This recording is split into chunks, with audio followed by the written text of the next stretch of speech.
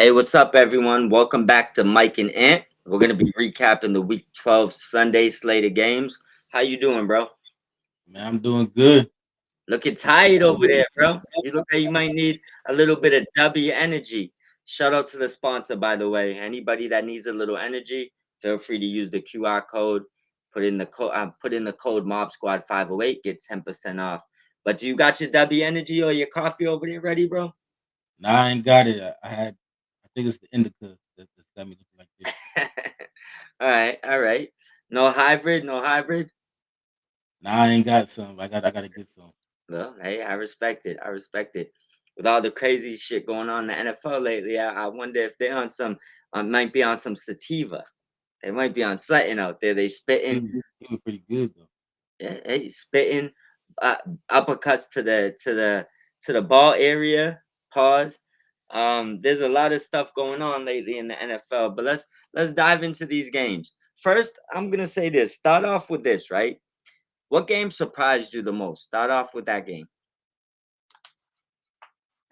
The game that surprised me the most was actually the two games that went into overtime. The Giants Lions, and then Colts Chiefs. Yeah, Those two games surprised me. The Giants, they surprised me because you and I were talking about it.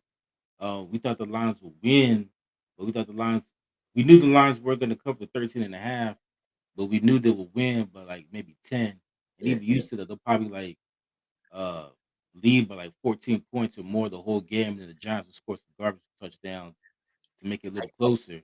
one But the thing. Giants, they dominated that game most of the time. I mean, I won't say dominated, because they led the whole game Yeah, until the end when the Lions tied it, sent to overtime, and then the Lions were able to win in overtime. And then for the Colts Chiefs, I don't know how Indy blew that game. yeah, And I'll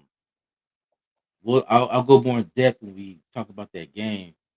yeah. But I wonder how the owner's going to feel about what happened on Sunday, because it was mind boggling watching that game. Two in a row, right? Two losses in a row. It's They've gonna, lost 2 out of 3. yeah, it's gonna start getting sticky over there. But I This want is to say, their first adversity. yeah, for sure. And I said it to the wrong game because what I thought was gonna happen in the Detroit, even though we still picked correctly and spread correctly, so shout out to us for that. But Yeah. um, it was the wrong game I picked. It happened in the Seattle game. They was the ones to jump all over it, have the spread covered, and then all of a sudden they just let the Titans come storming back and blow the spread at the end. And the Jets too. Yeah, yeah, Baltimore was favored to win by 13 and a half, yeah, and the Jets only lost by 13, so they were able to cover. yeah, yeah, yeah. I thought, yeah, we got that wrong, but I mean, that was one of those ones, man. I don't know. I feel like the Jets played a little bit harder than I expected they would play. But what game are we? What game you want to dive into out of the two you picked? That you want to go Well, straight to we'll Lions? start off with Indy at Kansas City. Let's do it. The Chiefs won that game in overtime, 23-20. They ended the game scoring 14 unanswered points. At one point, the Colts led the game 20-9 with 9 minutes left to go in the fourth quarter. Yeah, And this is why I said that if I'm the owner, we all know the story. She stands on the sidelines every game with the headsets on, listening to all the play calls, offense and defense. yep. She's sitting there and she's standing there taking notes. So I wonder if she took notes because in that fourth quarter, with a two-touchdown lead, the Colts did not run the football. They decided to throw the ball 9 out of 12. They had 12 plays in the fourth quarter. They threw the ball 9 out of those 12 plays. Instead of just running the ball, you have the best running back in the league. Instead of just running the ball and taking away clock, Yeah, you're throwing the ball, and Daniel Jones is off. Daniel Jones only completed 3 passes in that fourth quarter. yeah, he hasn't looked good these past couple of weeks, regardless. I mean, Nah, he has he's reverting back to the New York Giants, Daniel Jones. yeah, I just wonder if he's playing himself out of a big contract right now. Um, I want to see how it goes. And I also, and this isn't even to be funny, but I seriously ponder if she's given input now. But they So say that she's in all these team meetings and that's what I'm saying. I wonder if now she's not only in the headset, she might have pulled down the microphone. So I don't know. Like I genuinely don't know. But I we've been saying this since the beginning of the year. This is gonna get ugly. Like I don't want to wish it on them or anything, but if you was to tell me they lose 80% of their next games, the Jaguars and the Texans both end up somehow passing them, especially after the Texans getting a big win on Thursday, I wouldn't be surprised. It's Daniel Jones. So we seen, I think, the Cardinals start off like 7 or 8 and 0 before, and then completely fall apart. So I think they did make the playoffs, or maybe it was one and done. No, I don't even think they made the playoffs. But bottom line, what I'm saying is, I could see the Colts having. That's one of those teams I look at, and it wouldn't surprise me if they collapse. Yeah, I mean, because they lost this game, Jacksonville's only one game out, so they're nipping at their heels. Yeah, Houston, now Houston's back in it. They're 2 games back, and they play Houston coming up this weekend, so that's gonna be a huge game. yeah, So yeah, they now they let these teams hang around, and yep, then also too, not only you letting the division kind of slip away a little bit, but then as we talked about the other day, we're at the stage of the season where teams are starting to play for seeding. yeah, So now by you losing this game, if I'm the Colts, I want to play as many games in that dome as possible. I yeah, don't want to have to play a playoff game in January in cold ass Denver or cold ass New England. I want yeah, to stay in that dome and play all my games there. And because they lost this game, they're more than likely going to have to play at New England or at Denver, possibly even both places, depending on how the seating, the bracket turns out. yeah. I don't think they So could those beat are either. huge loss for them. Yeah, I don't see them beating either of those teams. I do. I mean, I have no. You said it. Arguably, got to be one of the top three for sure. Best running backs in the NFL. This isn't his first, great season. So I have no idea why you don't run that clock out. Other than you thought that you had them on the ground and you wanted to keep stomping, and it just didn't work. Nah, but you gotta understand, you're up 14 points with like 8 or 9 minutes left to go in the fourth quarter. Just run the ball, burn the clock. Yeah, No, yeah, you throwing the ball and Daniel Jones is throwing incompletions. Not only are you stopping the clock, you're making the Chiefs save their timeout. yeah, Because if you run the ball, the Chiefs have to burn their timeout. So even if you go 3 and out, they don't have their timeouts, and it makes it hard for them to come back, especially when you're up 2 possessions. And that's why I said about the owner, is because like she's standing there, yeah, she's listening to the play call, she's taking notes, and maybe she's gonna come out, either Monday or today and be like, "Hey, so what was this bullshit y'all was calling in yeah. that fourth quarter?" I don't know. The only defense I could say for them is their defense was playing great until it wasn't. So that's, I mean, some coaches, when your defense shuts down the team for 3 quarters, 4 quarters, 3.5 quarters, you start taking a little bit more risk because you think that your defense is gonna hold up. But it's kind of like the year Peyton Manning won the Super Bowl with the Colts, and Belichick knew, as good as his defense was, he's going for it on fourth. He didn't want to give the ball to Peyton Manning, right? Yeah, Because you don't do that. And Falk gets stopped right on a pass, he gets stopped. They don't get it. Peyton goes right down and scores. Now, as smart as Belichick is, and as much of a defensive mind he was, with a great defense, he knew better. He knew that first down wins him the game. He punts, he loses. It's Peyton. Now, I say that to say this, bro. It's Mahomes on the other side. You can never be confident in your defense. yeah, But but to me though, he didn't help his defense out because by them going 3 and out every time, your defense ain't getting no rest. They're just going yeah, right back on the field. yeah, So he could have helped his defense out by also running the ball and taking up more clock. yeah. Um, I think also they need another receiver bad. Like they lack Yeah, that they traded, he was I think he was wide receiver too, I'm not sure. Mitchell, right? Yeah, the one that, dropped the ball at the 1-yard line against the Rams. He went to Jets and dropped like He was 5 part of that passes. yeah, he was part of that Sauce Gardner trade, Yeah, and I wonder if they just threw him in because 'cause they're still mad about that Rams game. yeah. I mean, he went to the Jets, dropped 5 passes out of like 7 the first week, dropped a few more this week. I He's like one of those guys. He has potential, but he also just might not have it. I don't know, but um He's doing the Jets a favor because they wanna lose. yeah, but if the Colts fall apart, especially after that big move they did for Sauce, this is gonna be a tough year for them. This is gonna be it's definitely gonna be fire. I'll tell you that. Yeah, and I mean, again, I go back to the owner. She didn't hire any of these people, her dad did. So she could fire everybody and decide, I wanna bring in my own people. And I do want to say this before we move on. For anybody watching this, go back to our predictions video. Not only did I say that the score would be 23-20, but I also picked the Colts to beat the spread by half a point. Nailed it. Nailed it. Nailed it. Well, Same big. Got the score. Everything. before we move on, so here are the stats. Daniel Jones completed 19 of 31 passes for only 181 yards. He did have 2 touchdowns, no picks. Jonathan Taylor, again, 16 carries for 58 yards, Not enough. 0 touchdowns. To me, it's never a good thing if you're the Colts to have more pass attempts than Jonathan Taylor has touches. It's never a good thing if you're the Colts and he don't have at least 20 touches, period. Yeah. And again, they were winning the whole game, so there's no reason for him not to have at least 20 touches. Yeah. Yeah. And the thing is this, 4 more carries, he probably would have took 150 yards to the house. He's Yeah. always one away.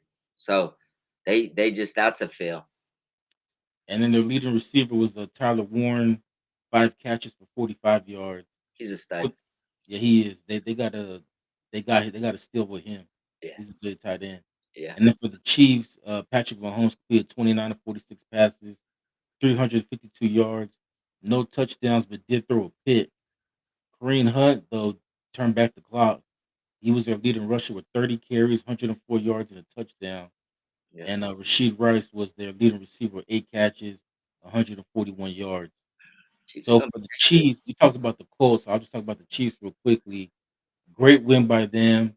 They keep their season alive. We talked about their season basically on life support. Yeah. Even though they did get the win, they do not control their own destiny, though. They're probably too many, unless Denver just has like a historical collapse. Yeah. Too many games behind Denver to catch up with them in the division. And then as far as the wild card is concerned, there's 3 wild card teams. All 3 teams that are in the wild card right now have already beaten the Chiefs. Buffalo beat them, the Chargers beat them, and the Jags beat them. Mhm. So Kansas City right now, they basically have to win out and hope one of those 3 teams just collapses and Yeah. loses like 2 or 3 games. Yeah. That's something I just say this. They're like Rocky right now. Just don't count them out. That's all I'm Yeah, saying. I You mean, they're gonna have gonna to keep count them fighting. out. Like the Colts had a chance. The Colts had a legit like Denver did everything they could to knock them out. They're looking at the Colts like they're mad as hell right now. They did Well, Denver everything. Denver, they're mad as hell anyway because they should have beaten the Colts if it wasn't for that bullshit penalty that they This is what I'm telling you. They double mad. They since you stole one from them, you could have at least beat the Chiefs. You know what yeah, I'm saying? It's like, help us win the division. Get this yeah, shit over with. said dog, we gave you one, and this the thanks we get, bro. We gave you one for you to give our rivals that same win. Thank you. We appreciate it. Alright, so we'll talk about the next game. We have, the Chicago Bears, they beat the Pittsburgh Steelers 31-28. Mason Rudolph did not I mean, he played okay. Like I said, I didn't really see much of a drop off between, uh, Aaron Rodgers and Mason Rudolph, Really but for the not. Bears, I mean, they pretty much tore the Steelers defense apart. I mean, they had their way with them for the most part. Yep. And Caleb Williams played very well. Yep. The Bears are now 8-3, first place in the division in the NFC North. They still have the Lions and the Packers nipping at their heels. But man, the Bears, Yeah, watch out. They're a yeah, young team, and they could be the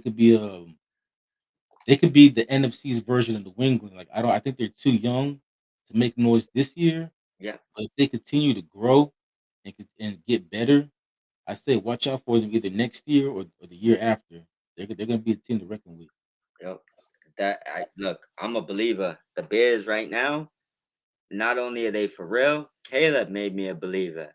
Remember, I told you and it's good to watch us from the beginning because you can hear how I started with Caleb to now. This is what I wanted from him, and obviously, I'm not the one talking to him. He didn't hear anything we saying, but that's what you needed from him. Like I see it now. I see the confidence. I don't see the him getting upset. I see him, big up in his teammates. I see him patting his chest when he does something wrong. That's what I wanted from him. And now if you look, the Bears could be great. Like they might actually be a contender this year. They might be a contender this year. You know what? You said something in week one that asked you the question, and I thought about it too watching the game because you talking about him like encouraging his teammates Yeah, and not pouting anything. And I told you because I noticed that they made him a captain, yeah, and we were talking in the preseason about how like he's immature and all that. yeah, You said that you think they made him a captain to help him grow up, yeah. and I think it worked because he's it's like night and day from what we saw last year. Yeah, this ain't the same player. It's not doesn't nothing he's doing right now is the same. Like he gets knocked down, he's jumping back up. Last year he was sitting down the extra 30 seconds. There was times where they damn near got delay of games because he got up the ground too late. So that's those was the problems I was having with him. Now it's like, look, you throw a pick, someone makes a mistake. Oh well, get it next time. You special. You got to remember that, right? And he's showing it now. And I said last week that, and I still kind of believe the Lions will take that division, but I told you I didn't believe that the Bears would be the team out. I believed it would be the Packers. The Bears might not give up that division. Like I'm gonna stick with the Lions for a little bit here, but if the Bears, I mean, they arguably might win throughout. They're Well, fighting. they have 2 games against the Packers left to go in the season, and they still have 1 more against Detroit, but they play Detroit at home. Yeah, Jared Goff struggles in cold weather. yeah, It's yep. gonna be cold. And we're gonna see because the Bears have the knockout punch for the Packers. If they beat them twice, the Packers are done. Like that, the Packers ain't gonna bypass the Lions if they lose twice to the Bears. You see what I'm saying? So this is gonna get interesting, but the Bears could show dominance, and if they beat the Lions and beat the Packers both of those games, they're a contender. They're a real contender.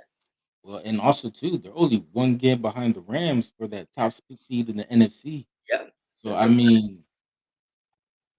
I mean, don't I mean we basically what I'm trying to say is like if your team fucks around, they could have home field advantage, and Yep. the road to the Super Bowl could possibly go through Chicago, the Yeah, Windy City. yeah, and you know what? Good thing is Matthew Stafford don't care about the cold because he's Nah, from he don't. Detroit. He don't. So we He, good he's there. not. He's not a California boy like Yeah, Derek Matthews.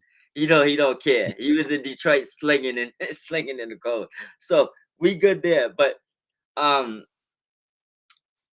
the one thing that I will say too is this, and this is coming from expectations. I won't dive deep into the Rams. Anyone that's watching knows we're Rams fans. I'm pretty sure they know that. But deep diving into things, I look at all the teams in the NFC, not to get too far ahead. The ones with mobile quarterbacks scare me the most. Bears are at damn near the top of the list right now to ruin this Rams season. Like Yeah, that's and one thing I will say about Caleb is that coming out of college, his player comp was John Elway, yeah, and I sometimes I see it because yeah, he might play like ass for like 2.5 quarters, maybe 3, but for some reason in the fourth quarter when the game on the line, he finds a way to win. It kind of reminds me of watching John Elway when I was a kid. yeah, He'd be like, "How? Like, how did they win this game?" And then next thing you know, he's in the Super Bowl. Granted, they did get their ass whooped a lot of times, but he somehow got there and he just found ways to win. And I seen that for Caleb this year.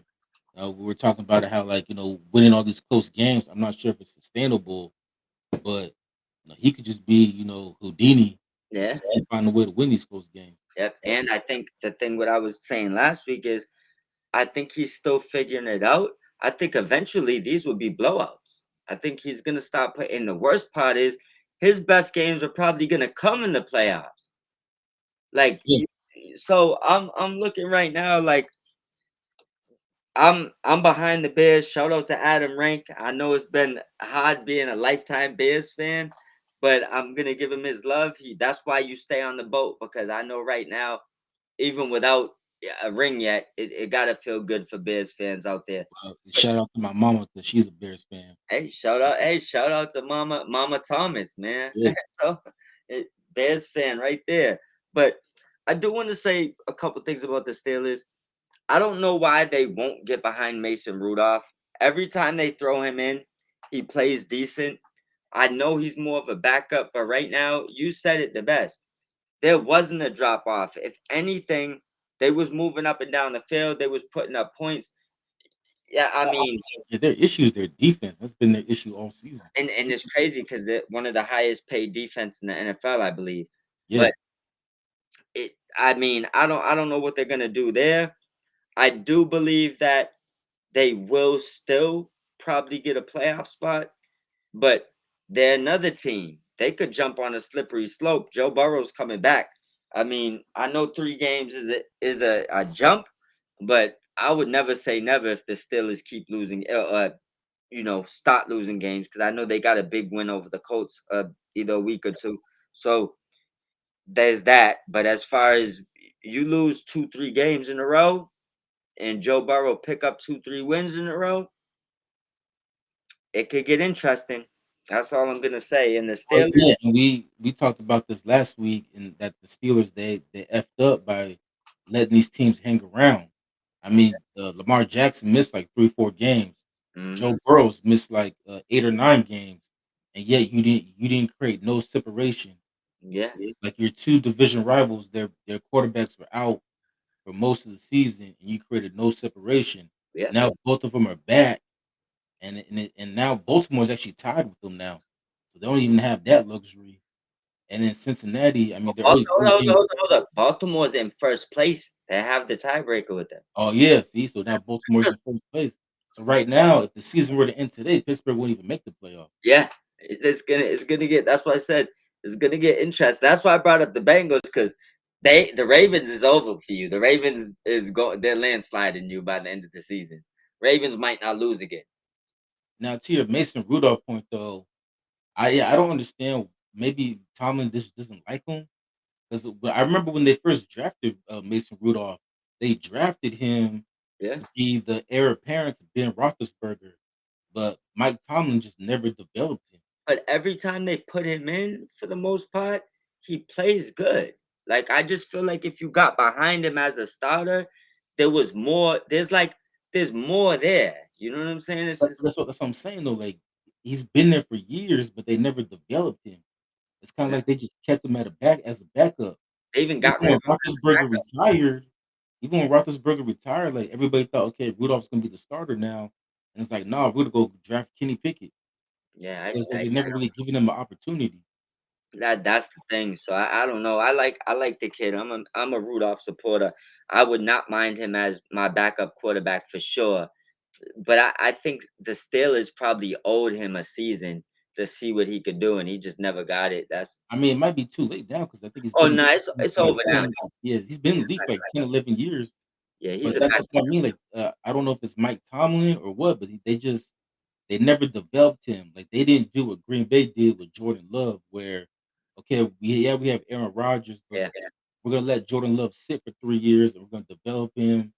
And then, after 3 years, we're gonna let Aaron Rodgers go and it's your time.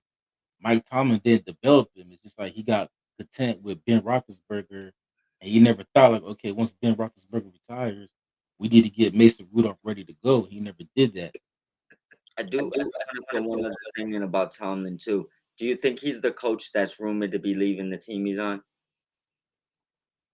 It's floating around If today. he leaves, it's because somebody else offered him a job. The Steelers, they don't fire coaches. Yeah, I mean, but trade is there, or maybe he told them to trade him because now they could trade coaches. But Josina Anderson, shout out to her, good reporter. I know a lot of people don't like her. I mean, I f with the woman. That's my people's. But long story short, um, she said that there's a well respected coach that's been coaching the same team for a long time that said he's ready to move on. So a lot of people know that she has ties to Mike Tomlin. So a lot of people is signaling is putting him, but I would assume that would be a mutual pardon. Like he might have told them like this is my last season, or maybe he's asking it to be traded. Um, but that's kind of awkward because I still feel they're in a fighting position. So it may not be him. What I'm asking you is, do you think it would be him that said that? Um, I don't think so, only because I think just the Steelers organization, they're very good to their coaches, and like I said, they don't fire coaches. Yeah, They let you stay there until you're ready to retire. yeah, They've only had like 3 coaches in their history. yeah, So if Tomlin wants you talk about a job where you'll have you talk about job security. yeah. He got that. Coaching for the Steelers is job security. Like they'll Yeah, let you, it's like a 100%. it's like a government job. You can stay there as long as you want.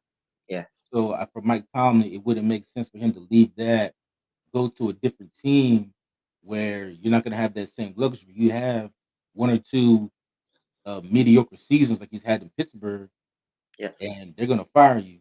Mike Tomlin hasn't won a playoff game in 10 years. And he's still able to keep that job because the Steelers just don't fire coaches. Any other team would have fired him by now. yeah. Because they're one of those teams. I think that for them to fire you, you would have to be losing. I think what a lot of people don't understand, and I'll be brief on this, so we don't detour, is the NFL, every owner makes a good amount of money every year, anyways, for the revenue, the TV deals, all stuff like that. Yeah. So I think that just winning and getting to the playoffs every year is for some owners. Of course, they probably want to win, but that's also probably enough. Like as long as you're not going 2-10, like the Steelers, for the most part, my whole life have been a good team. Like they've never Oh, yeah, really. they're always gonna be in the playoffs. I think the only time that I remember them having a bad season was that one year where, like, I think Jerome Bettis got hurt and some other players got hurt, but then they ended up lucking up because they ended up drafting Ben Roethlisberger the Yep. next year. That's the thing. So I think that it's the Roonies, right? Yeah, they own the team. Yeah, that believe it's just more about the consistency in winning or being the relevancy. Like nobody can ever say the Steelers are just they was ass for a decade. You Nah, know, they've been consistent winners going back to the '70s. yeah. So and that's what I think what it is with that. So I mean, even the Packers, I feel like went through some eh, down years. Like the Steelers is just they're just always good. So the reason why I asked you that, I don't believe he's the coach to move on. I don't believe he would ever say that in a season where he still has a chance to make the playoffs. Like he just doesn't seem like that type of person to me to throw that distraction out there. Yeah, I don't see him doing it. And then, like I said, he has job security where he's at because the Roonies they treat the Steelers like it's a small business. They're Yep. very loyal to their employees. Yep. I think people read into it wrong. I think my guess would be is look who's the longest tenured coach on a team that's not winning, that's not making the playoffs this year. Like it's already over. That's probably who it is. Like, for example, it might have also been phrased wrong. Maybe they meant like, someone that's been coaching long, Pete Carroll, maybe he's ready to retire. Like I feel like it could just be worded tricky, but I definitely don't think Tomlin would do that mid-season. But what was the final score in that game? Um, the final score was Chicago 31, Pittsburgh 28. Really quickly, the stats: Mason Rudolph completed 24 31 passes for 171 yards. He had a touchdown, but he did have one interception. I can Kenneth hear. Gainwell was your leading rusher. He only had 10 carries, but it was for 92 yards. Yeah, I can And then hear. their leading receiver was also Kenneth Gainwell, 6 catches for 30 yards. And then for Chicago, like we said, Caleb Williams played awesome, completed 19 of 35 passes for 239 yards, 3 touchdowns, no picks. Yeah. Kyle, I don't know if I'm saying it right. Kyle Maguli, Monagai. or Monagai. Maganaya, Monagai. I don't know, Monagai. some African shit. Yeah. He had 12 carries for 48 yards and a touchdown. And then their leading receiver, and we talked about this. No, they got to get DJ more targets. Well, he was their leading receiver. Yeah. He had 5 catches, 64 yards, 2 touchdowns. TJ Moore's a stud. But again, though, Caleb's boy, Roma Doomsday, had the more targets. DJ Moore just had more catches. Hey, listen. All I'm telling DJ Moore doesn't drop many passes. Like I would when people was talk about this trade deadline stuff with Brian Thomas, Mhm. I really had my fingers crossed, hiding in the corner, praying McVay called the Bears and put DJ Moore in the slot. That's what I was actually praying for. I was willing to give up on my brother Tutu and send you something to pull in DJ Moore because we could use him in the backfield. He's a good blocker. He's an excellent catcher. He can open the field. He literally can do everything. He's like a one. He's not one of those one trick pony guys. Nice. Yeah, bro, he could do and it's not that how some people will say you're good at everything, not great at nothing. Yeah. He's great at everything. Like I don't understand how you don't like this guy don't touch the ball 10, 15 times a game. But hey, I digress on that. Does Caleb got to feed his boy Rome. Hey, listen, bro, send DJ Moore to the Rams, please. Well, they're contenders now, so I don't think DJ Moore's going anywhere. Yeah, but maybe next year. Maybe next year. Give up on him next year. You got Luther Burden. Push him to 2. Move DJ Moore down because let him just complain and then McVay and Snead will swoop in. I know they see the vision. I know they do. Well, yeah, the Bears got the win, 31-28. This Correct. time they didn't have to come from behind though. It was they got a defensive stop. The Steelers were the ones coming from behind, but Yep. huge win for Chicago. Like I said, they hold on to that division lead in the NFC North, and now they're only just one game back for that number one seed in the NFC. Yep. We also predicted correct 2.5 point spread. We both had the Bears covered. Oh yeah. All right, and then now we're gonna move on. We have New England. The New England Patriots beat the Cincinnati Bengals 26-20. This game was a lot closer than a lot of people thought. I was right and wrong. I Mm, said if the game was close, Cincinnati would win. If New England won, it was going to be a blowout. yep. New England did win, but it was not a blowout. It was actually a close game throughout. Cincinnati's defense actually played very well. Yeah. And they said after the game they were inspired by Joe Burrow because Joe Burrow practiced all of last week, and it's kind of like, well, hey, if he ain't giving up on the season, we ain't giving up on the season either. Yeah. And Joe Burrow might be the only quarterback that has an effect on his defense. Like for some reason, when the defense sees him out there, they just play better. There was one more. There's one more that did that this week, but we'll wait till we get there. He may be in the background. Oh yeah. Yeah. But we'll get to that later. But for Joe Burrow though, like the Bengals, they go from like having the worst defense in NFL history to all of a sudden they're respectable just because Joe Oh Burrow yeah, is back. I get what you're saying. He levels them up. Eh, Yeah, Shedeur motivated his.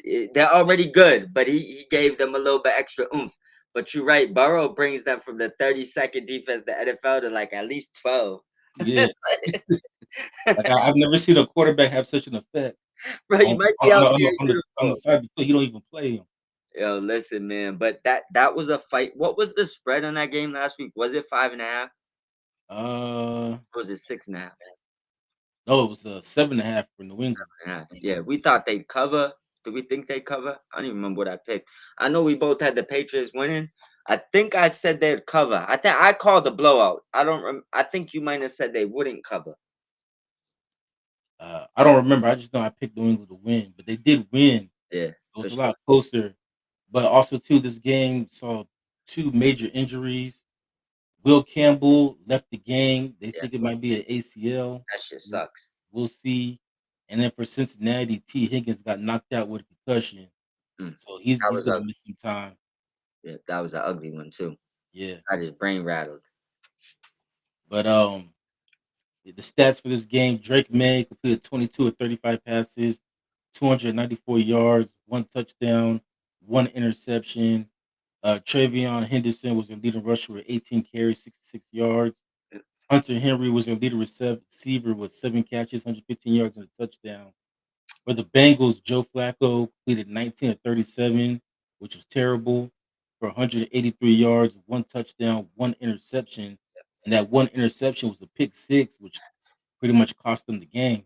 yeah, And then Chase Brown was their leading rusher with 19 carries, 107 yards. And then our guy, Yossi Vosh, was their leading receiver with 4 catches, 61 yards. He yeah. said he had to play well in this game, and he did. He was the Bengals' leading receiver. Hey, shout out to him. And it almost happened the way you thought because the Bengals had a chance to steal that game. They Yeah, they just did. yeah, they just blew it. I want to throw two things out there. Drake May is not the MVP for me. He's not even in the top three. To me, I agree. yeah, and that's not a knock. You know, I'm a huge Drake May fan. You know that. But Mahomes just got into my top three, right? I just what I want to say about the Patriots. Reason why I bring that up is because I think Drake May might be four in my MVP voting right now if I was doing the voting. But Mike Vrabel's coach of the year, absolutely. Like he's got to be coach of the year. He got them. I know in the power rankings they're only like five, but bro, he got the Patriots 10-2. Nobody, I know you said the Patriots are going to be a sleeper team, but nobody expected them to roll off 12, 13, maybe 14 wins. And it No, looks I didn't see that. Right now, they're 10-2. they They have the have the best record. best record in the NFL, and yeah, I did not see that coming. Yeah, Um, I'm with you. I think Mike Vrabel, my coach of the year would be Kyle Shanahan, only because of all the injuries. yeah, I wouldn't be mad if Vrabel won it. yeah. Kyle Shanahan is my second. The reason why is because I it's like I just know he's a good coach. I know what he's gonna do. Like what I based off of is the one you didn't expect. It's like if you told me at the beginning of the year Kyle Shanahan's gonna have a bunch of injuries, I'll say, yeah, he'd figure it out. I already know he would. Like he could do that. You know what I'm saying?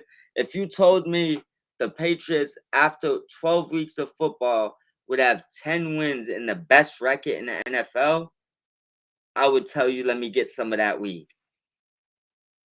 You see what I'm saying? So that's why I'm gonna say, like, I think Vrabel deserves Coach of the Year. I wouldn't be mad at Shanahan, because the injuries and stuff. I see what he's doing. But I knew that would happen. So it's like I'm not gonna vote for something I knew he could do. I'm gonna vote for the guy I wasn't expecting to do it. Yeah, but right now the road to the AFC goes through New England. For Cincinnati, we Joe Burrow will play on Thanksgiving, but there are some people though in the media they're saying the Bengals are making a mistake even playing them. They think they should shut them down. We talked about it last week. We disagree with that. We think they should play Yeah, because the season's not over. They're only 3 games back of Pittsburgh of Baltimore and Pittsburgh for the division, and they play Baltimore on Thanksgiving, so they can even if they win that game, that they can even inch a little closer. And they're only 3 back of Jacksonville for the wild card, so they yeah, still have a chance there. yeah. And And I they have the tiebreaker over Jacksonville because they beat Jacksonville back in week 2. and we've seen the Bengals get on a roll before, so it's no way Yeah, you sit him. Um, there's also another good reason you don't sit him, and it's actually the more obvious, blatant reason. Can I not go to work when I'm being paid and healthy? no, So if he's healthy, the guy's getting about $55 million a year. Get your ass in the pads and get on the field. Like you're good to play, right? yeah. I mean, if he's good enough to practice, he's good enough to play. Yeah. Like even there's an argument to be made, even if the season was over, still get your ass out there and play. You're getting paid for it.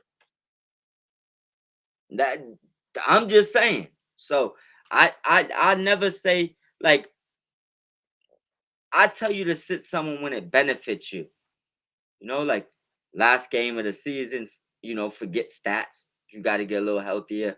Um, someone did something, sit them. They gotta learn their lesson. You don't sit someone healthy getting $55 million a year. I don't care where the playoffs is at.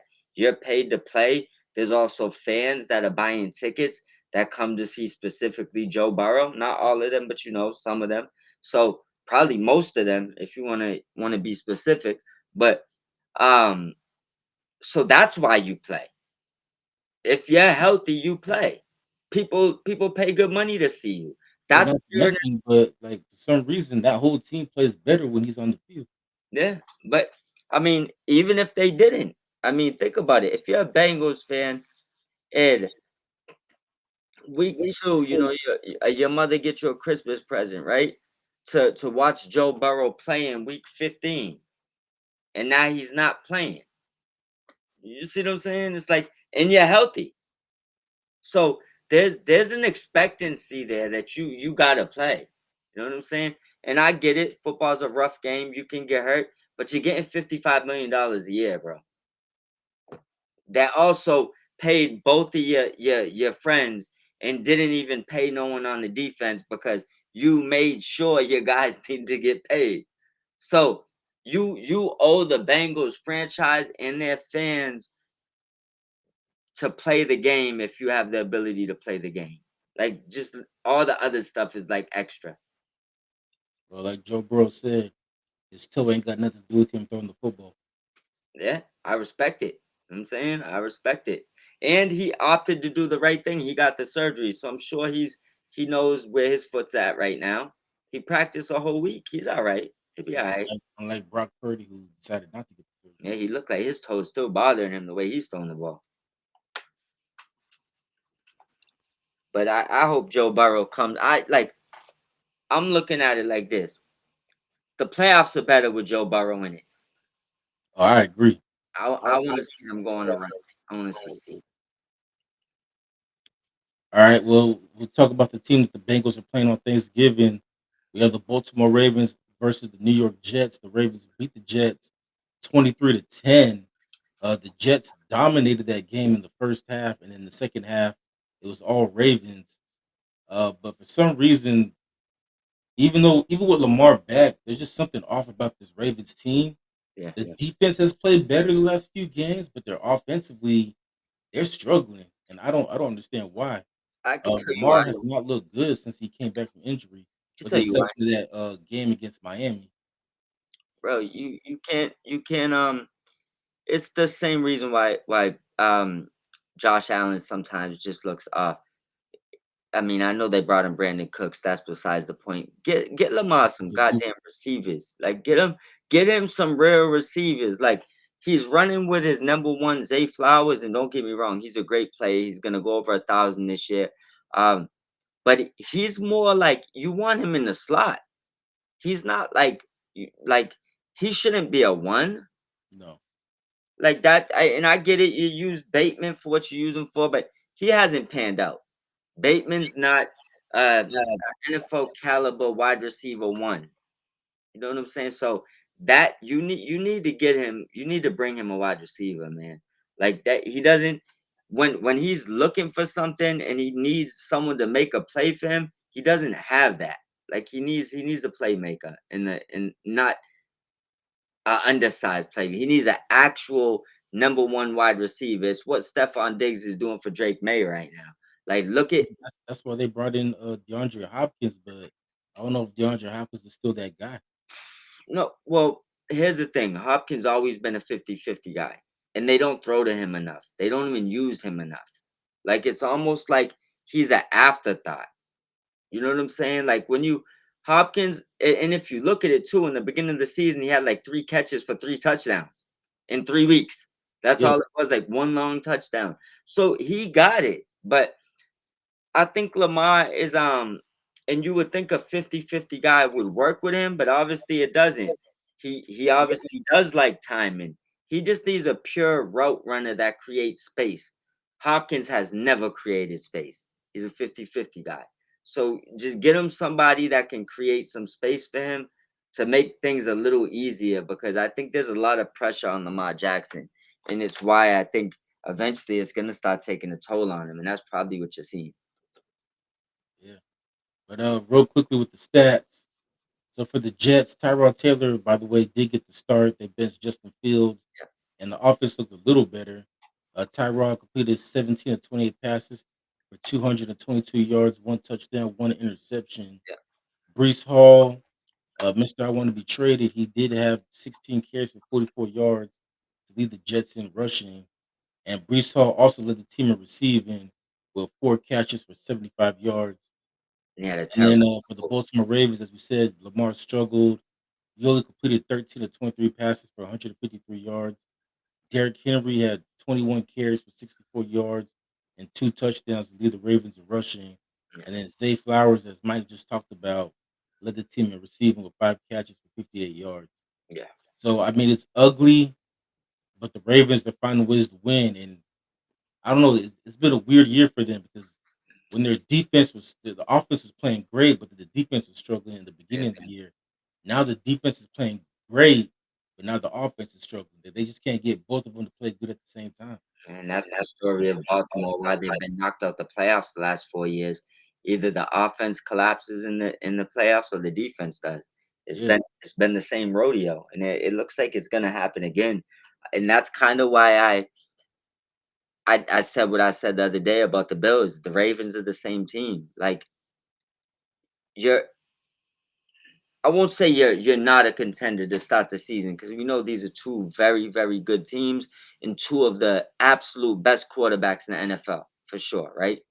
But the problem is that I just don't believe they're Super Bowl contenders, and it's the way their teams are put together. You know what I'm saying? It's like when you look at Mahomes,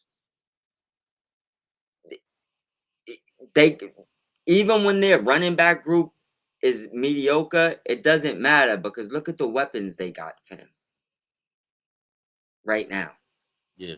The Worthies, Rice, Kelsey, Hopkins was over there for a while. Marquise Brown, Juju Smith. Their fifth wide receiver would probably start on a lot of teams. I mean, even their backup tight end, Noah Gray.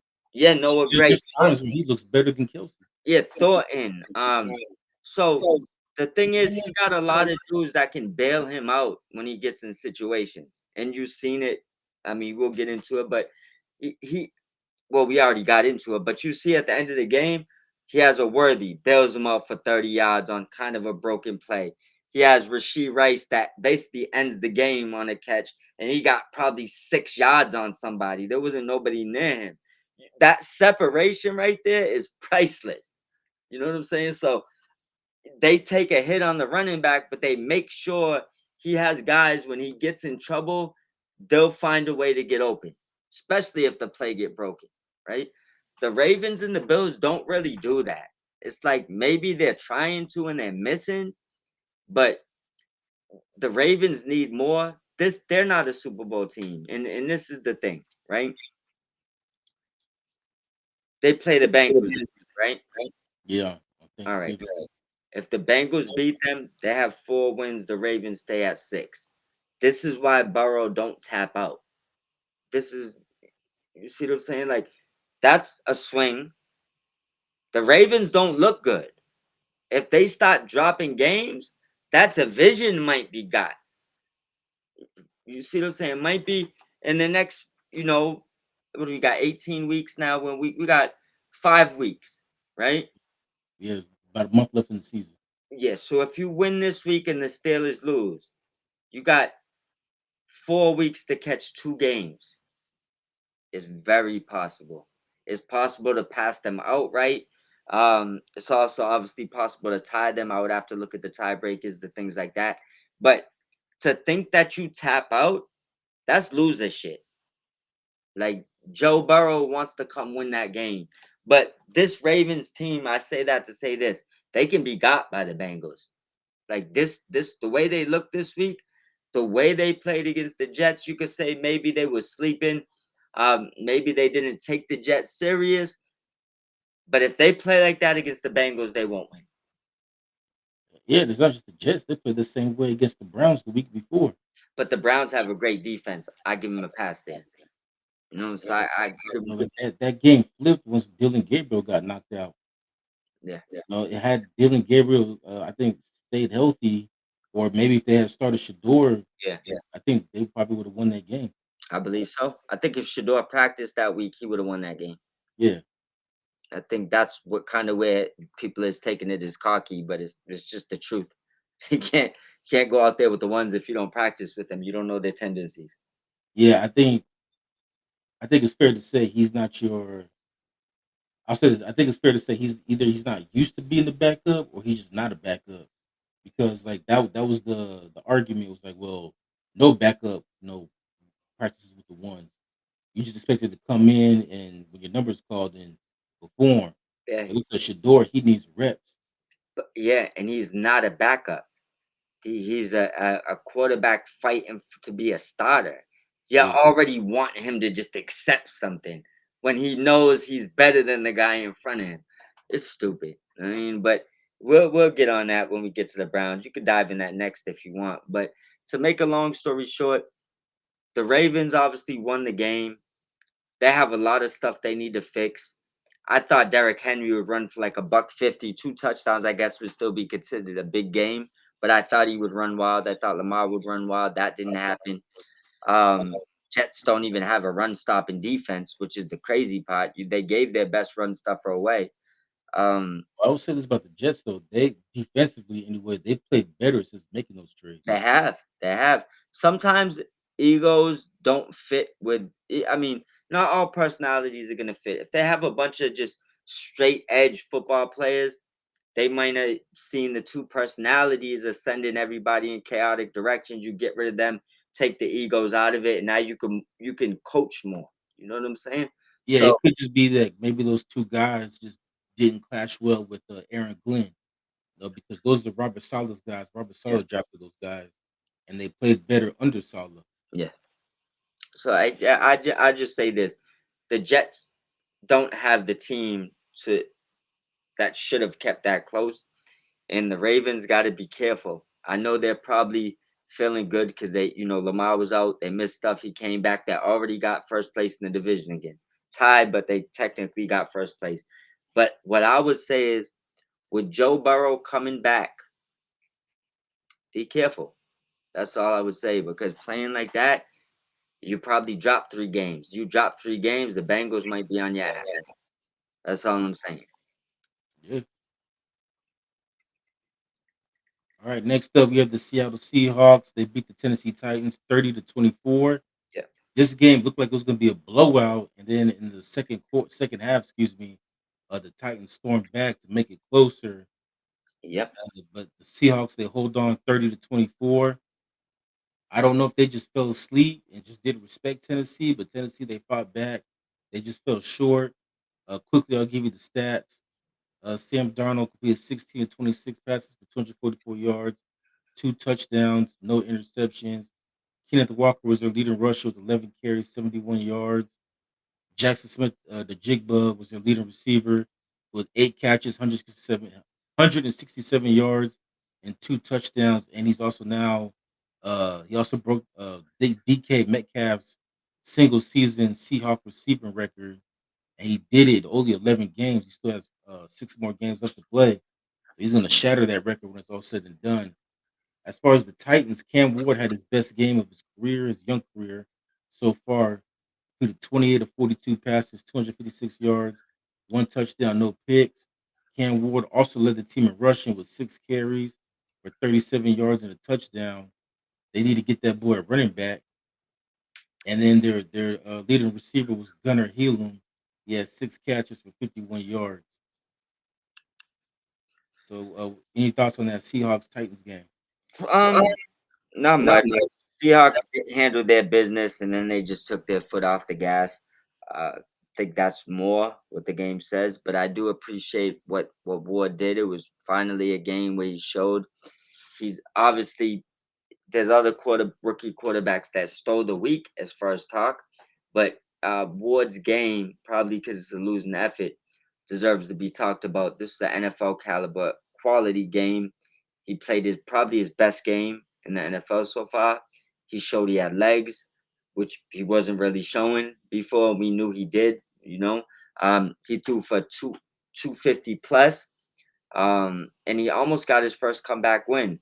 But I do believe that was more about Seattle knowing they had the game in hand, and I want to focus more on Seattle because there's not too much really to say about the Titans right now. Other than they need a running back, they need a wide receiver, they need everything, right? Yeah, Cam Ward can't be your leading rusher. Yeah, it's crazy. But let's go to the Seahawks. First of all, shout out to Sam Donald.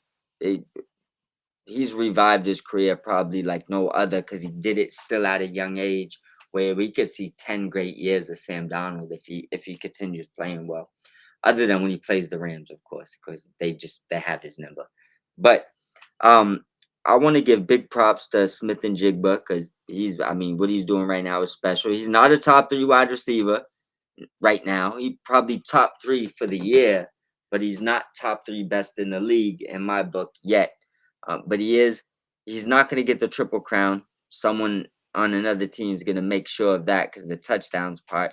But he is probably going to lead the league in pretty much everything else. He should be a first. I mean, a first team All Pro, Pro Bowl. He should get all the accolades. He could get Offensive Player of the Year. He might at least get a few MVP votings. We know that it's going to be a quarterback that wins that, but I do want to shout him out. Even when they lost to the Rams, he was going nuts. So he hasn't been stopped by anybody this year. So I want to give him his shout outs. Then I want to get to this running back turmoil and why they can't figure out this Kenneth Walker and Charbonnet situation. Like Charbonnet is not good enough to be stealing this many carries. They needed that one thing. I don't know if it's one of those like they think it's like thunder and lightning again. Like they're doing some old school thing. That's not thunder and lightning. It's thunder, lightning, and meh. So you gotta just they need to use Kenneth Walker more. But Seattle's going to be a problem to deal with this year. They're going to be a problem, and that means all the way down to the end of the year. They're a real contender. Like it's the defense, the quarterback, um, the actual starting running back, their weapons. They obviously brought in Shaheed. They got Cup. They don't really use him for some reason. I don't know what it is, but they're going to be a real problem. So I do want to say salute to them. But Seahawks fans suck. There's that, But what else? What do you think about Sam Donald's revival? Oh, to me, I was gonna say he kind of reminds me of a modern day Rich Gannon. I don't know if you remember Rich Gannon, but he's the guy that just kind of bounced around. Yeah, and then the All of Raiders a brought him. sudden, out of nowhere, he just started balling out with the Raiders. Yeah, But I think Rich Gannon at the time was older. He yeah, might have been like 35 or he might whatever. have been 40. Yeah. No, Sam Darnold's only 28, so you're right. Yeah, He can still play at this level for another 10 years. But also, too, you can see why Seattle made that trade. Why they decided, like, okay, we're going to trade Geno and sign Sam Darnold because they Sam Darnold's definitely an upgrade over yeah, that over Geno Smith. for sure, 100%. Sam Donald's honestly, you got to take the good with the bad because lately he's been past couple years way more good than bad. But he's probably an upgrade over 15 at least 15 quarterbacks in the NFL right now.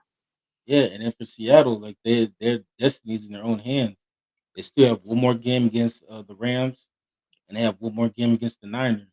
And those two games right there could decide who wins that division. Yeah, 100%, 100%. But shout out to the Seahawks. They won't be winning that Rams game though. I'll predict it now. Yeah, I think they have a better chance of beating the Niners. Though. They'll win that Niners game. All right, next up we have the Green Bay Packers. They dominated the Minnesota Vikings 23-6. This game got ugly pretty quickly. Yes, it did. JJ McCarthy, he is not a fan favorite in Minnesota. The Viking fans there are losing their patience with this kid. Yeah. It's unfortunate, but he was terrible. I mean, he was god awful. He completed 12 of 19 passes for 87 yards, no touchdowns, two interceptions. Jordan Mason led that team in rushing. He had 8 carries for 42 yards. And Justin Jefferson, he might ask for a trade if this continues, but he led the team in receiving with 4 catches for 48 yards. On the Packers side, Jordan Love, completed 14 of 21, 139 yards, no touchdowns, no interceptions. Eugene Wilson came in for Josh Jacobs, and he had 28 carries, 107 yards, and two touchdowns. And their leading receiver was Christian Watson, five catches for 49 yards. To be the story of this game, though, is JJ McCarthy. He had another bad performance. Like I said, the Viking fan base, they are losing their patience with this kid, and some people are already calling him a bust. And now he's now suffered a questionable concussion because there was no reports of him getting concussion during the game. But now the Vikings are saying that he has a concussion now. I'm He might not start on Sunday. I'm gonna say that that concussion is probably real because they didn't block for that kid on one play. It's like I know he played bad, but Yeah, I was watching. I got off a red zone and I actually was watching a little bit of the game, and I watched this him get hit about 5, 6 times in a row. It was like 3 sacks, 3 hits. Like I don't know what's going on with their O line, but not only is he playing bad, but they're not blocking. So I don't know what's do you going on. think the O line feels the same way as the Vikings fan base with this kid? I don't know. That's why I don't want to assume things, but I just want to say this. Wentz is out because they couldn't block for him neither. No, So that I think I'm just gonna assume now their O line is one of the worst in the NFL. It has to be. I ain't looked at the numbers. I don't know who their QB3 is, but he might start on Sunday. They might He have to sign someone this week. yeah. Or I mean, there's a couple dudes that probably still know their system that they could sign. What is no, I think he got picked up by somebody else. Yeah, I don't know. I don't know what they're doing, man. They in trouble regardless. They don't I mean, speaking of the person we talked to before this, Donald's definitely an upgrade over there. Yeah, I think that's why Viking fans are so mad because not only is JJ McCarthy struggling, but then you see what Sam Darnold's doing over in Seattle. Yeah. It's like that could have been us. This is a team that at the beginning of the season they were thinking Super Bowl, and now they're not even going to make the playoffs. Oh yeah, they're in trouble. But if, okay, let me ask you because I mean, obviously we're not Viking fans, Yeah. but if you were a Viking fan, do you think the fan base is right in being impatient with this kid, No. or do you think they should be more patient? Understand, like he's technically a rookie because he didn't play at all last year, and this is like his first starts in the league. Yeah, they need to be more patient. I know the problem is that they have a Super Bowl ready team, and now they have a they that's on GM and coach the GM that has a messed up timeline. It's not on McCarthy's fault. He didn't say to draft him. You know what I'm saying? So that's more on the GM or just They drafted him because they didn't want to pay Kirk Cousins. yeah. You know what I'm saying? So that's where their problem started. So this is more like a franchise problem. Um, but they need to be more patient. What I would tell them for Vikings fans that see this, year one's a quaff. He didn't touch the field, right? Right now we're 13 weeks through the season, and how many games did he miss? Four, He three. missed he missed 5 games with that sprained ankle. Right, so 5 games. So he's played Sick. seven, 6, 7 games. All right. Um, I would tell them to go look back at, even though he didn't start the season, go look how bad Jared Goff looked his first 7 starts in year one. He didn't When even play the game. just go look at that. I mean, not even a game. Kid just looked dizzy out there. He didn't look like he knew what was going on, right? But then year two with McVay, look at him. So what I and look at him now. He's obviously had a lengthy career, right? Yeah, in year 3, he went to the Super Bowl. Yeah, so you understand what I'm telling you. This you need to give him more time, and it's not his fault that you got aging wide receivers and aging running backs and people that's getting impatient, and now they got the young kid trying to steer the ship, and he's a little confused with everything. That's the GM and the coach's job to find the median here. But the main thing is this though.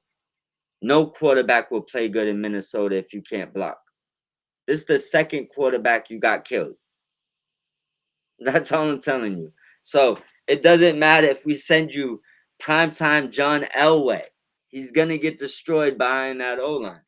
It just is what it is. Until you fix the O line, you're not gonna really be able to accurately um judge what McCarthy's doing out there because nobody's blocking, bro. It's like go just go back when you get a chance. Go rewatch that Vikings game from last week and watch how many times this kid gets hit.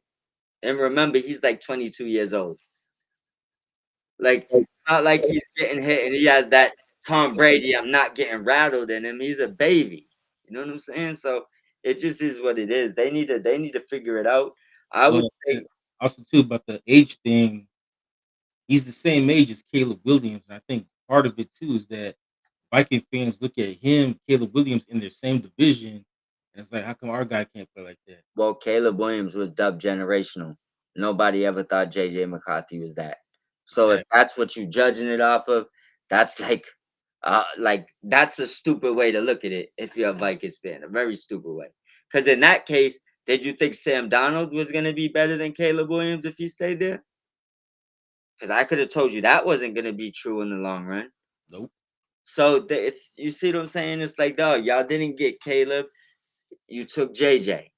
Right? And then you got rid of Cousins and you got rid of Donald, and now it is what it is. But to think that it's time to tap out, no, it's time to hit that. It's time to hit those stairs like Rocky and get that workout. Like get that work in. You need to. It's up to you to develop him. Every kid that gets drafted in the first round is good enough to be a franchise quarterback. That first year or two, dictates whether somebody gets that out of them or they spoil their career. That's typically how it goes.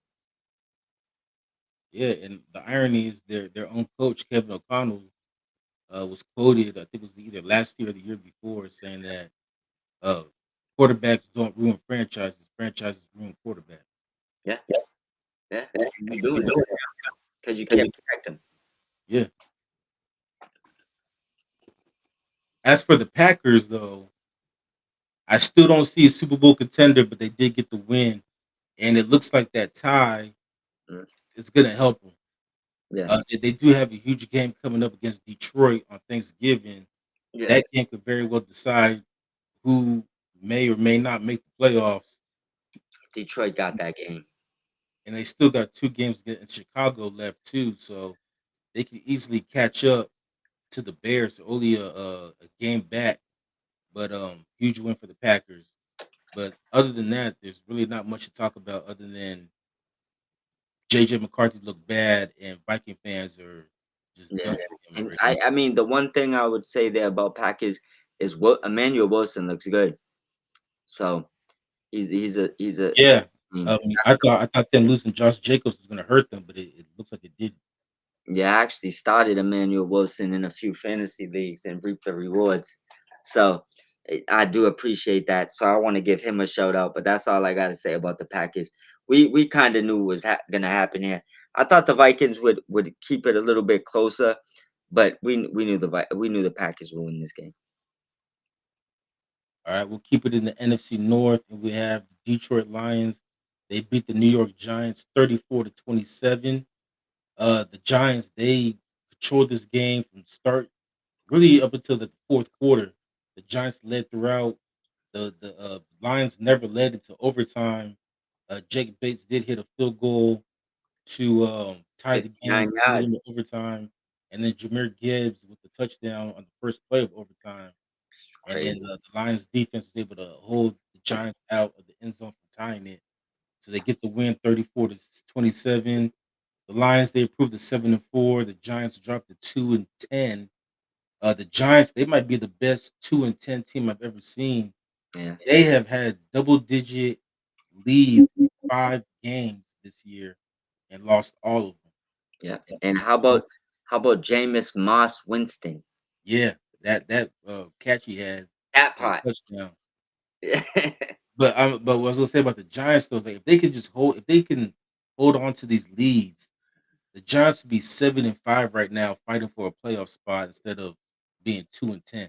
Yeah, hey, it's hot out here for a pimp. Well, and also to the NFL didn't do many favors. The NFL did give them the toughest schedule in the NFL. Yeah, But even for having the toughest schedule, what impresses me about the Giants is that they do not give up. They hang around, yeah, and that's why I said, like, if I'm a Giants fan, it sucks that you're losing, but at the same time, like, your future's bright. The yeah, question now is who you gonna get in there to be the coach? Like, yeah. they cannot fuck up who they hire to be the next coach. That's gonna make a difference on. Hopefully they don't call Shula. Yeah, I mean, I know, I've seen online that people are thinking that they should hire Gruden only because Gruden was the first person on the whole Jackson Dart train Yeah, before he even got drafted, because he said Jackson Dart would be the best quarterback in this draft. yeah, But because Gruden's in the middle of suing the NFL right now, I don't see any team hiring him. yeah. I haven't. No, I But haven't. Chris Shula with that front seven, man, watch out for the Giants. Yeah, that's why I said Shula. I feel like he's probably one of the guys on their list. I mean, he's a defensive guy, so he's gonna have to hire the right offensive coordinator to develop Jackson Dart. But I'm just saying though, Shula, you give him that front seven and let them get a couple good corners. Watch out for that Giants defense. I agree. I agree. Giants' future's definitely bright. I hope Scat comes back and looks the same, and he doesn't lose anything on that. And then obviously they get neighbors back. Dot would be healthy probably this week, but they and their defense is loaded with talent, so they definitely have a bright future. Um, They just need a I think another wide receiver. yeah, for sure. As far as the Lions, um, Jameer Gibbs, Jesus Christ, man, that he's beyond special. Um, Golf needs to play better. He hasn't played good the past few weeks. He definitely needs to figure out what's going on there. Well, I think I don't know if it's because Dan Campbell's now calling the plays, but I do agree with you though. This is the second week in a row now where he hasn't looked comfortable. Yeah, there's something's going on there. I don't know what it is, man. Dan might have made the wrong decision, and like the Lions, week one they didn't look good, but then every other week until pretty much these last 2 weeks, they look like the Lions from last year. Now these past 2 weeks, I don't know, bro. They just Well, and that's that's why everybody was surprised that Dan Campbell took over play calling because the Lions still had a top five offense. It wasn't like they were struggling offensively, yeah, and that's why I told you last week, like he overreacted to something. I yeah. don't know what it was, but something happened where he's like, okay, I'm calling the plays now.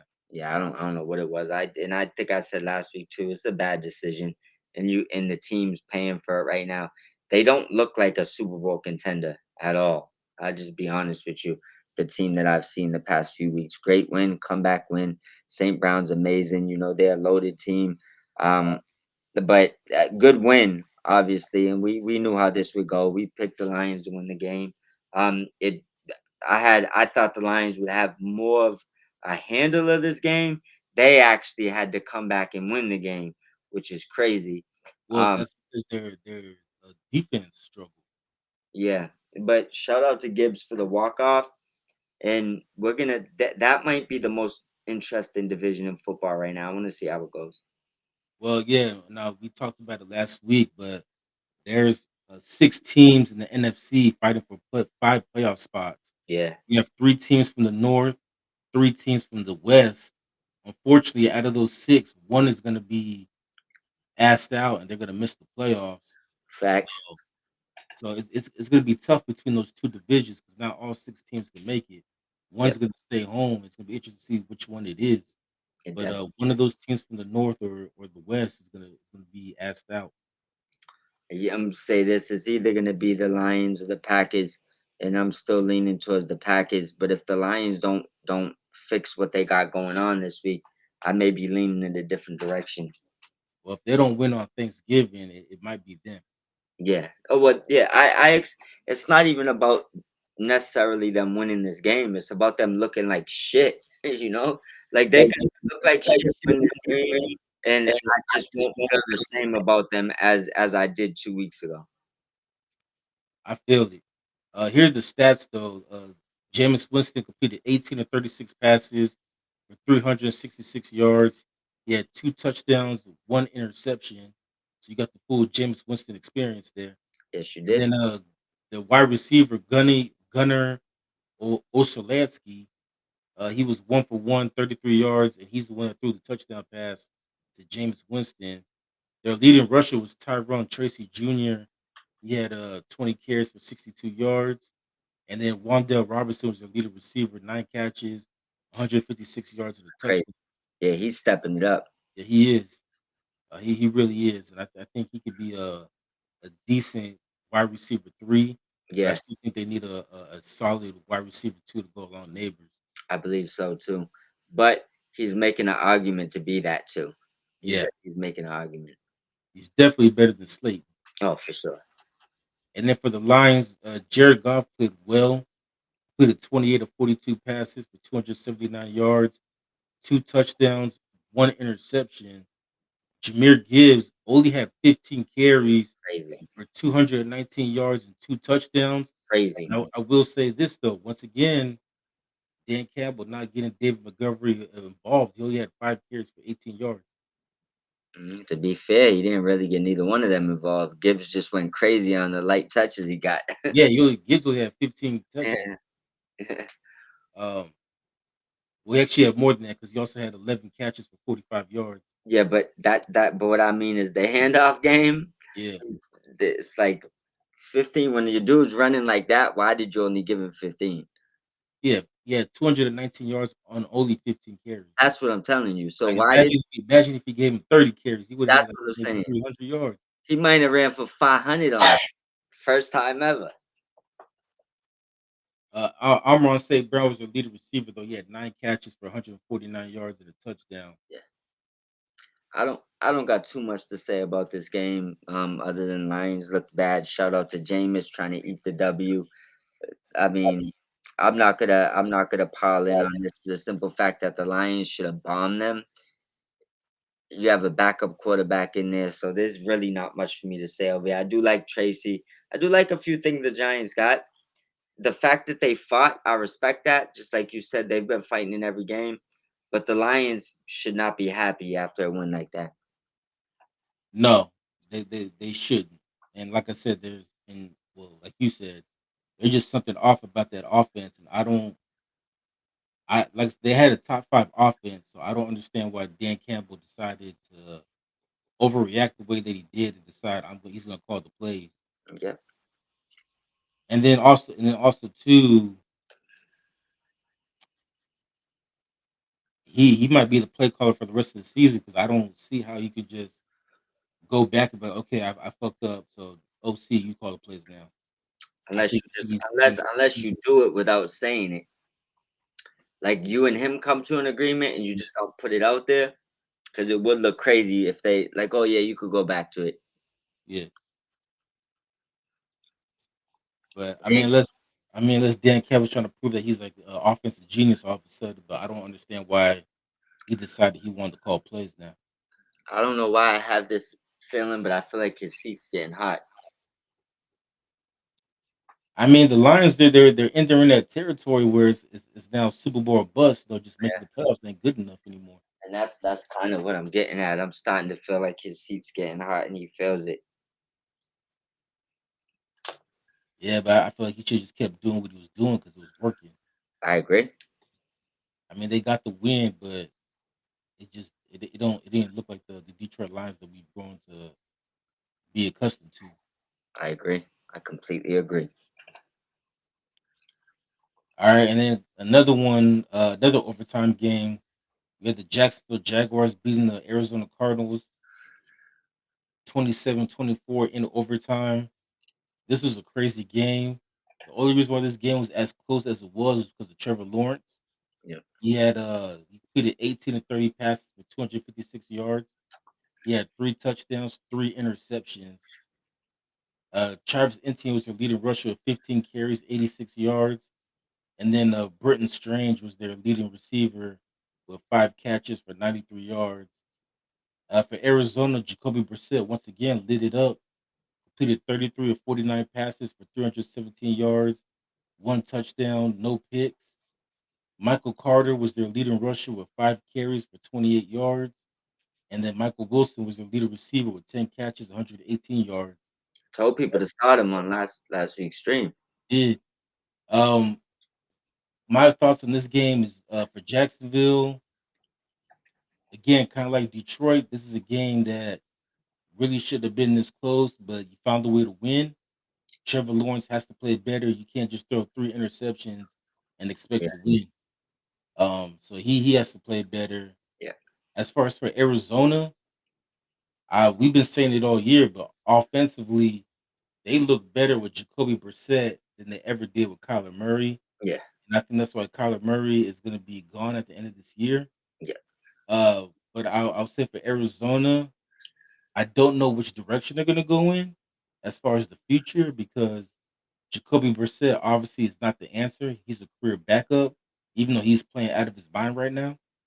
And but if you look in the draft, there's really no good quarterback. I mean, there's really only one, and that's Mendoza.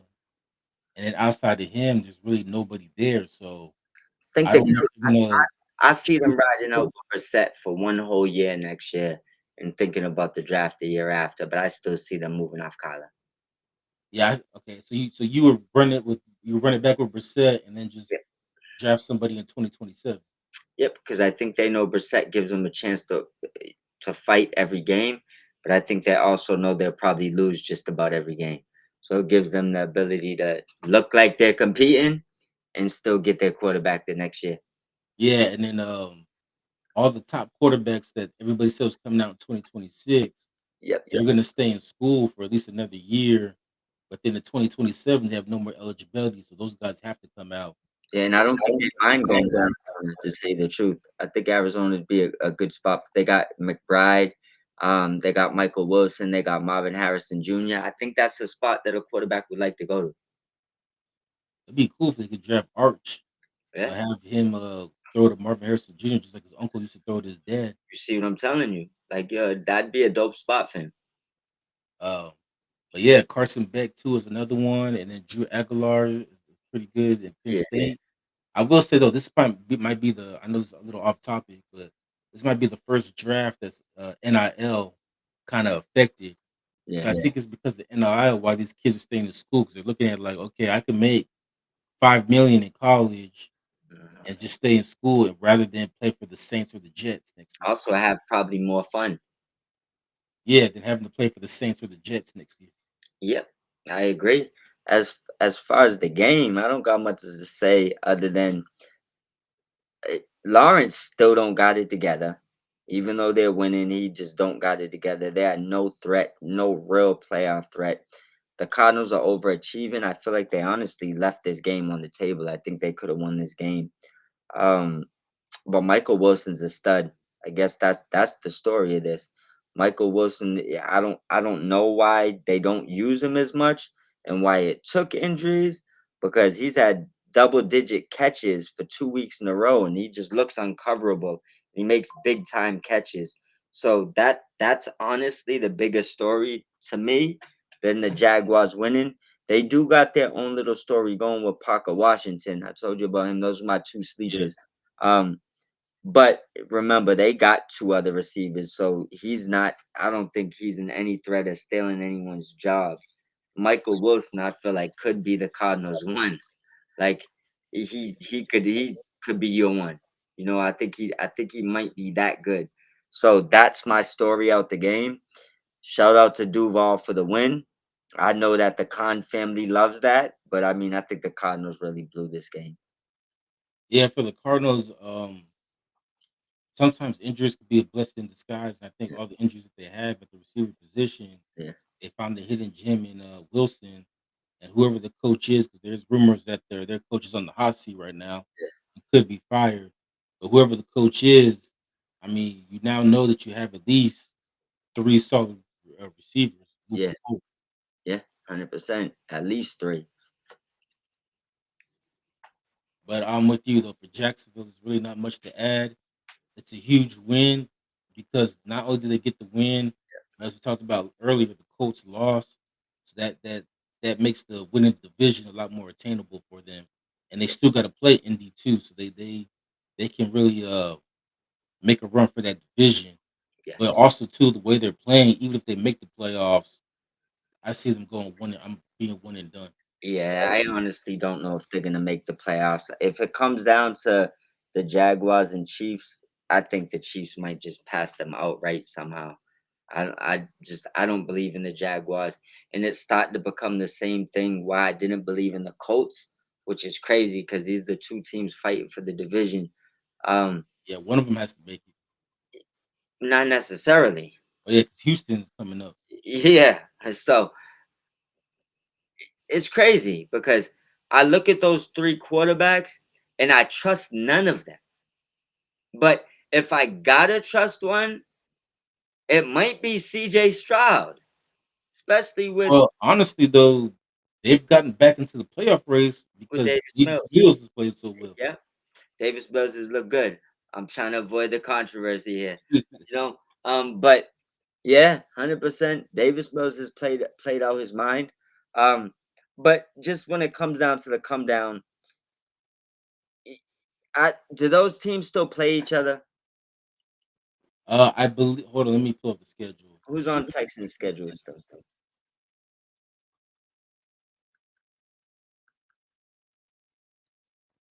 So the Houston Texans, they still let's see. So Houston's playing Indy this Sunday. Yeah, They play Indy twice. They play Indy on Sunday, and then they end the season against Indy. so they could catch Indy. Yeah. That's the They've thing. already played Jacksonville twice. They split 1-1. They split the season series 1-1. All right, so it comes down to if I don't know, man. If the Jaguars ain't don't handle business, the Texans might steal that spot the last week of the season. It's definitely possible. Yeah, and then for the Jags, the Jags still play Indy twice as well. So Mm. Indy has to play Houston twice and Jacksonville twice. So those 4 games is gonna decide who wins that division. Yeah, and if my doesn't isn't failing me, it kind of sounds like the Carson Wentz season when he had a great season in Indy and they got knocked out the playoff contention the last week of the season, and then the Yeah. owner flipped out and didn't want him no more. Daniel Jones could face the same fate if he loses the last week of the season and misses the playoffs. It's the only difference is the owner's daughter would be flipping out because now she's the owner and she'd be saying she's not signing you. Get you out of here. Nah, You and know? Daniel Jones, they only signed him to a 1 year deal, so he's a free agent after the season. Yeah. Yeah. So it's not like they're gonna be it's gonna I hurt want to their say cap or anything. 3 weeks ago they was ready to give him 200 million. Right now, I don't know what they want to Yeah, do. she's gonna hold off on that. Yeah, yeah. So, um, but as far as that game, man, we could go to the next one. I don't think anything too important happened in the Cardinals and Jags. All right. Well, something important happened in this game. We had the Cleveland Browns. They beat the Las Vegas Raiders 24-10. I told you uh, the Raiders being favored by 3.5 was asinine, as I knew Cleveland was going to win this game. Yeah, Shedeur, he played well, 11 of 20 for 209 yards, 1 touchdown, 1 interception. Uh, Crenshaw Judikins led the team in rushing with 16 carries for 47 yards and 2 touchdowns. And then Dylan Sampson was their leading receiver. Excuse me, Harold Fannin was their leading receiver with 4 catches for 40 yards. Over for the Raiders, Geno Smith completed 30 of 44 passes for 285 yards, 1 touchdown, no interceptions though. So he's still chasing Jameis. yeah, Ashton Genty, 17 carries for 50 yards. And then Tyler Lockett was their leading receiver with 4 catches for 62 yards. yeah. And yeah, the Browns defense played great. They sacked Geno Smith 10 times. And then the Raiders, they've gotten off to such a bad start, they had to blame somebody. So they blamed Chip Kelly. Chip Kelly got fired as the offensive coordinator. He been stealing money for a long time anyway. Yeah. But then they bring in Greg Olson, and Greg Olson was the OC. Now he's going to be the OC again. He was the OC for the Raiders under the last coach, and then now he's gonna be the OC under Pete Carroll. They just recycling OCs. But and then for the Browns, even though Dylan Gabriel was cleared, Kevin Stefanski announced today that Shedeur would start next week against San Francisco. Yeah, because they one thing a few things I gotta say is we seen an NFL arm, and now the world's seen it. You can't hide it no more. Well, more importantly, the owner saw it. Yeah, yep, you're absolutely right. More importantly, the owner saw it. How effortlessly he could throw the ball 50 yards down the field, right? Like Dylan Gabriel looks like it hurts to throw a 15-yard route. Like look at him throw. It just doesn't look the same, you know. So also it was good to see Miles Garrett smiling out there, have a big wow on his face, and everybody excited. Like you could see they've been. I mean, I think even David Njoku before week 1 was saying that he can't wait to play with Shador, and now he finally gets to, you know. So I think that the whole team responded. I think Shador in 1 week stole a job. I said he'd be starting by week 7. I was off, but I knew it would happen eventually. Started by week 12. Yeah, I knew eventually it would happen. I didn't think it would take an injury. I thought it would just, be more you lost a bunch of games and we're gonna check this out. But if worst case scenario in 1 game, he boosted his trade value through the roof. So if the Browns don't get this right and they don't want him, a lot of those teams that didn't draft him, I guarantee you would be interested in trading for him in the offseason. Oh no, I don't. I don't think he's getting traded.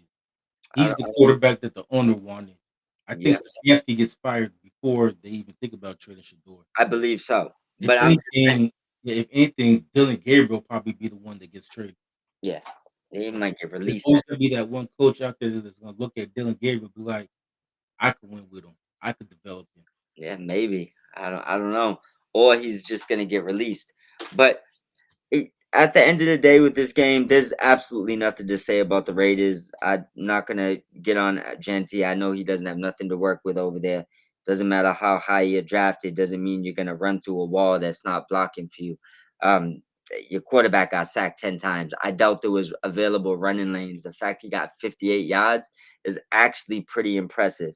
So I'm gonna leave the Raiders alone on that aspect. Um, but I'm gonna just put this out there and we go to the next game. The Browns got to get this right.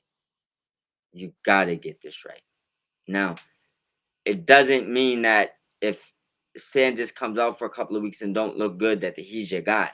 What it means is stop hiding tools from him he needs, right?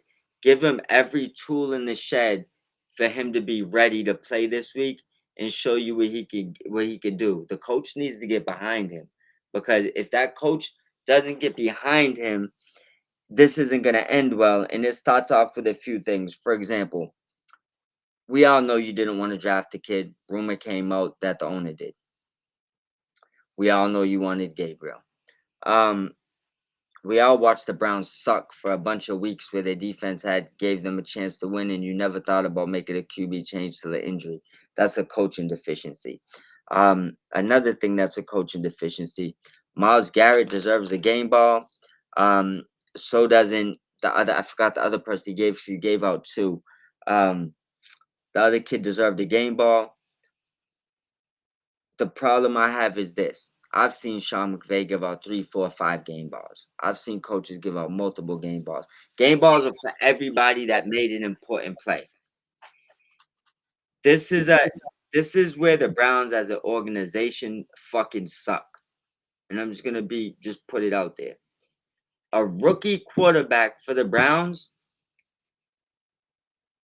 I don't know if they've ever won one, but it hasn't happened in my lifetime.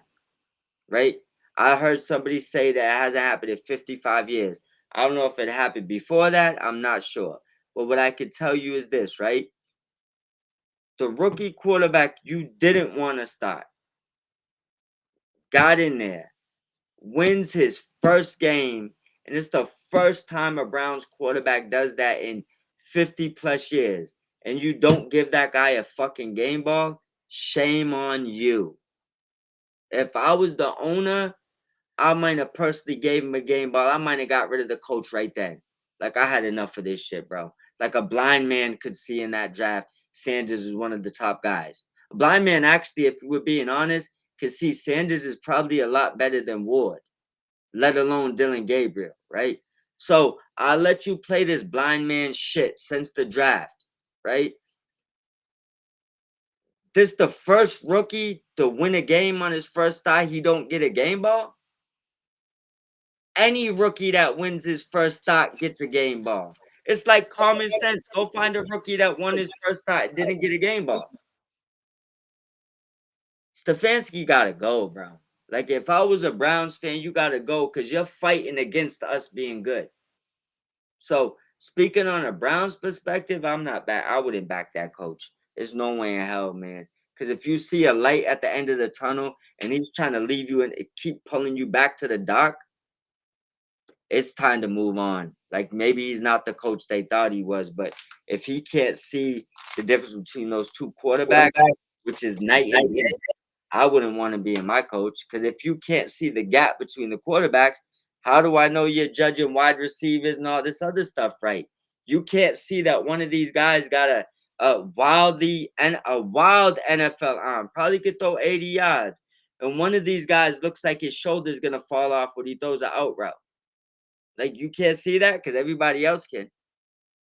That's all I'm saying. So if they don't get this right and he don't give Shedeur all the things that he needs to have the structure to be able to go out and play his best on Sunday, which I don't believe he did last week, which is why Shedeur threw that jab out there.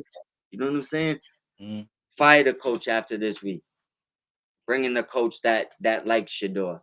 And I guarantee you the Browns bad luck, you would call it, will turn around. All you need is a coach to believe in Shedeur Sanders, and the Browns would be good. Yeah, Shador is the first rookie quarterback to win his first start with the Browns since Eric uh, Zaire back in 1995. Well, listen, it's been a long time. Yeah. Well, I always felt that the Browns should have played both quarterbacks. I'm with you. I didn't think it would take injury, Yeah, but I felt like both quarterbacks needed to play because the Browns have two first round picks in next year's draft. So they need to figure out if one of these quarterbacks are going to be their franchise guy, or do they need to draft somebody in the first round next year. So I was on both of them playing, but yeah, Shador after just one game, he looks head and shoulders better than Dylan Gabriel. And I also say this too for Kevin Stefanski because I think he will struggle on Sunday. They're playing the Niners. The Niners are a better defense than the Raiders. But 100%. just because he struggles, don't pull him out and put in Gabriel. So give him the same opportunities that you gave Gabriel. Yeah, 100%, 100%. And I just feel like he's ready to pull the plug on Shador at any moment. And at that, I think that's the reason why he is starting them because they're playing the Niners. And he's like, okay, watch him struggle. Then well, I I have think I ammunition think to put in Gabriel. I'm gonna take my guess right here. I don't think he was gonna start him. I think he said he was gonna wait to announce it because he was gonna announce Dylan Gabriel. But I think that you got the call from upstairs that said, like I've watched these past 11, 12 weeks. It's not happening. Like if you want your job, I want to watch number 12 play. Yeah, That's like I honestly think that he wasn't gonna start him. Like that would just be my guess, to tell you the truth. as for the Raiders, it's another bad loss. We laughed at Chat because we talked about Chat GPT and their predictions for the season, and Chat GPT said the Raiders would be the worst team in the NFL, and we laughed at that. But Chat GPT might be right. The only thing that's saving the Raiders as far as being the worst is that the Tennessee Titans exist. But other than that, the Raiders they just look awful.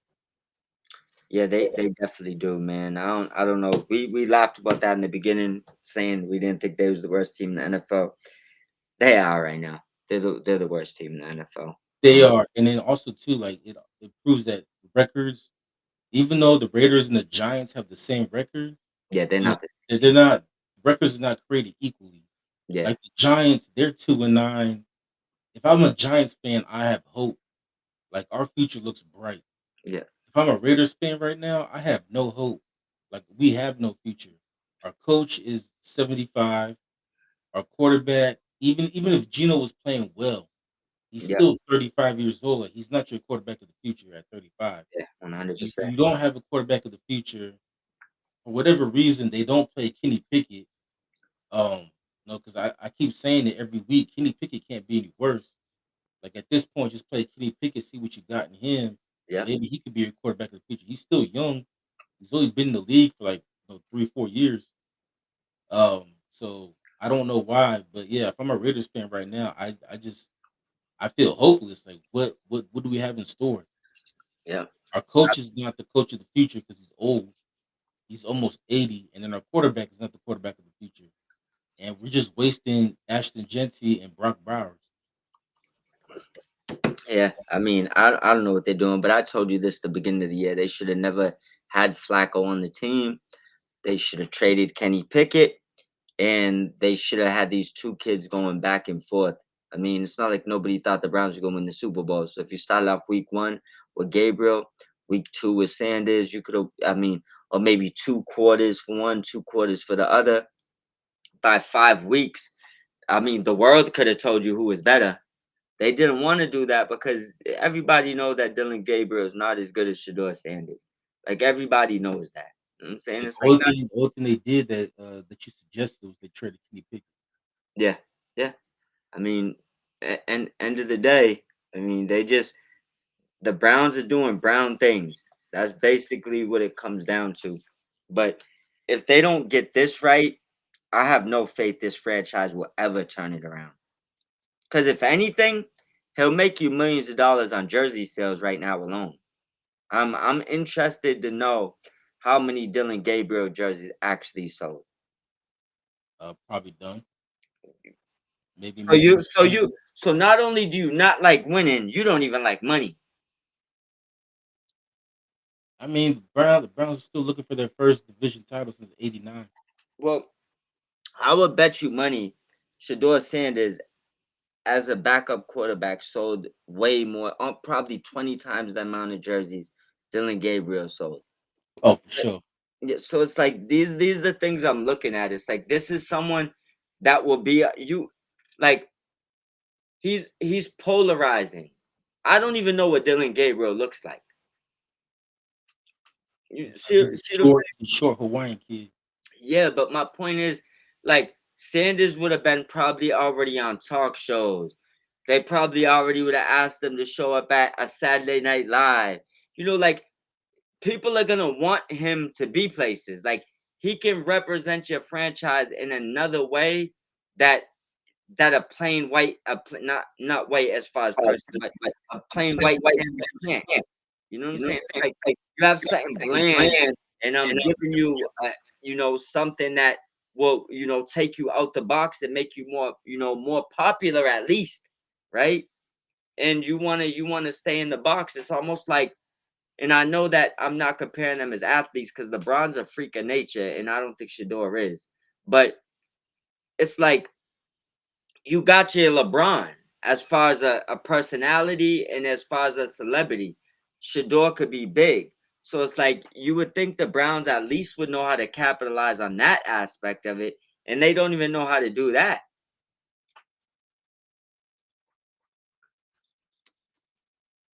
No, they don't. Got him in hiding. Yeah, just got him sitting on the bench. Yep. Sit down, don't touch nothing. And then you mad that he gets in there and he throws a jab at you. See what I could do with a week of practice? The world's seen it. We seen it. We seen it, my brother. But if you're done with that, you could dive to the next one, bro. I know we got 3 good games to get to. Well, All right, 3 games, but this wasn't a good game, but the Atlanta Falcons beat the New Orleans Saints 24-10, and the Falcons they're another team with Baker Mayfield's injury that's right back in the race for the yeah. division. That's only 2 games Don't back of say them. it. Say that. Don't say that. I mean, it is what it is though. Oh, it is what But it is. yeah, Kirk Cousins. he was okay. He completed 16 to 23 passes for 199 yards, two touchdowns, one interception. Bijan Robinson led the team in rushing with 14 carries for 70 yards. Yep. Uh, Darnell Mooney led the team in receiving with three catches for 74 yards. For the Saints, Tyler Shuck completed 30 of 43 passes for 243 yards, no touchdowns, one interception. Tyler Shuck also led the team in rushing. Again, it's never a good sign when your quarterback is your leading rusher. I do. But He's he not has as seven bad as we carries thought he for was, 23 though. yards. Say that And then again. say that again. I was gonna say he's not as bad as we thought he was. No, he wasn't. Yeah, But I'll still take Spencer Rattler over him. yeah, me too. And then Chris Olavier Yeah, had was the leading receiver with 9 catches for 70 yards. he's a stud. Uh, yeah, for me, there's not much to say about this game. Huge win for the Falcons. They're back in the division race, even though I still don't think they're going to win it. They'll come down to Carolina and Tampa, but No, Atlanta, they're still in it. yeah, For New Orleans, they're clearly tanking. It's either going to be them or the Jets that are going to get that number one pick.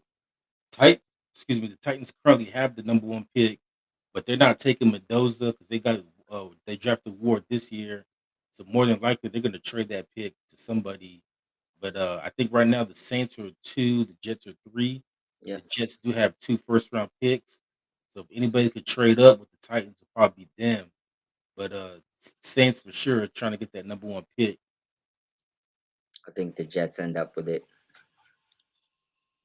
As far as the game, man, Shook showed me a few things where he's actually not as bad as I thought he was. Um, I mean, we knew Atlanta would win this game. I was hoping they lost, but we knew they would win this game. I want to say Kirk Cousins put on a good audition for someone that wants a bridge quarterback. He looked better than what he looked like a couple of weeks ago, or last week it was when he got in. He just looked terrible. Um, as far as the game, man, I don't have much to say about it. The Saints are in full blown tank mode. I'm sure. I don't think Olave will be gone because he said he loves New Orleans. He wants to redo a new contract. But I would look at all the other guys that's aging veterans on that team, the Camaras, the Haywood, Yeah, not Haywood, Cam Cameron Jordan. Jordan. All these guys would be gone next year, and then they're not going to rebuild them. No, the Saints they're at that point where they gotta. I think they just gotta blow it up. Just be Yeah, good. They have too many aging veterans on that team yeah, and the holdovers from the Drew Brees, Sean Payton era. So yeah. they got to get past that. And they just need to blow it up and start all over. It's time to pull out the bazooka and just shoot everything. Yeah, You know what I'm saying? There you go. figure out who you're gonna keep and then trade everybody else. 100%. 100%. All right, well I'll move on to the next game because there was not much to say about that one. Yeah. And maybe the game might have been the game of the week, but you had the Dallas Cowboys coming back from 21 down to beat the Eagles 24-21. Yep. Philadelphia drops to 8-3. Dallas improves to 5-1, and now Dallas all of a sudden is back in the playoff hunt. I Welcome still back. don't think they're going to make the playoffs, but they're in the hunt now. So, and then for the Eagles, Jalen Hurts actually had one of his better passing games of the season, completing Yep. 27 to 39 passes for Couldn't do it with 239 a back. yards and a touchdown. Jalen Hurts also, once again, Jalen Hurts, your quarterback, leading the team in rushing. He had 7 carries for 33 yards and two touchdowns. He was their leading rusher. AJ Brown was their leading receiver with 8 catches, 110 yards, and a touchdown. For the Dallas Cowboys, Dak Prescott surpassed Tony Romo for being the Cowboys' all-time leading passer. He completed 23 of 36 passes for 354 yards, two touchdowns, one interception. Javante Williams was their leading rusher with 20 carries, 87 yards.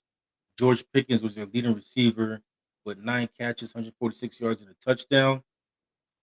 For the Cowboys, great win. Their game on Thanksgiving really is going to affect both the AFC and the NFC. They play the Chiefs on Thanksgiving, and whoever loses that game will probably miss the playoffs.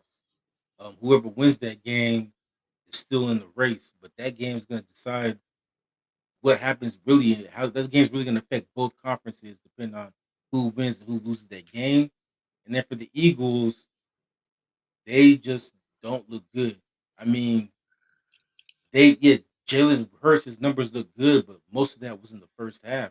Yep. In the second half, the Eagles only had like I think like 40 something yards of offense. It Couldn't do wasn't anything when it mattered. Couldn't do anything when it mattered. And all right. So two things with this. Eagles, I'm not worried about the Eagles. They'll figure it out. And I got a lot of good rec on Jalen Hurts this year. He's not actually as bad of a passer as I be bombing him for, but they just them not throwing the ball is what aggravates me. Like when they got into that, we're gonna run and tush push and run and tush push and pay receivers 30 million a year, but not use them, run and tush push. It just got frustrating. You know what I'm saying? It's like, but I do realize one thing that I know why they do that. They're not gonna win on his arm. They know that. But you do got to utilize it more because when times like this happen, um, he wasn't equipped to throw for 4 quarters. So he gassed himself out in two, and then when you needed him to throw the ball, there wasn't shit hitting. nope. You see what I'm saying? So that's the thing. He's like kind of like a pitcher that you pick your spots with, right? So you don't overload passing in the beginning of the game because you see what he did to the Rams, right? At the end of the game, he didn't pass anything in the beginning, but at the end of the game, he had a little oomph to him. You know what I'm saying? Because it's like a pick your spot guy, right?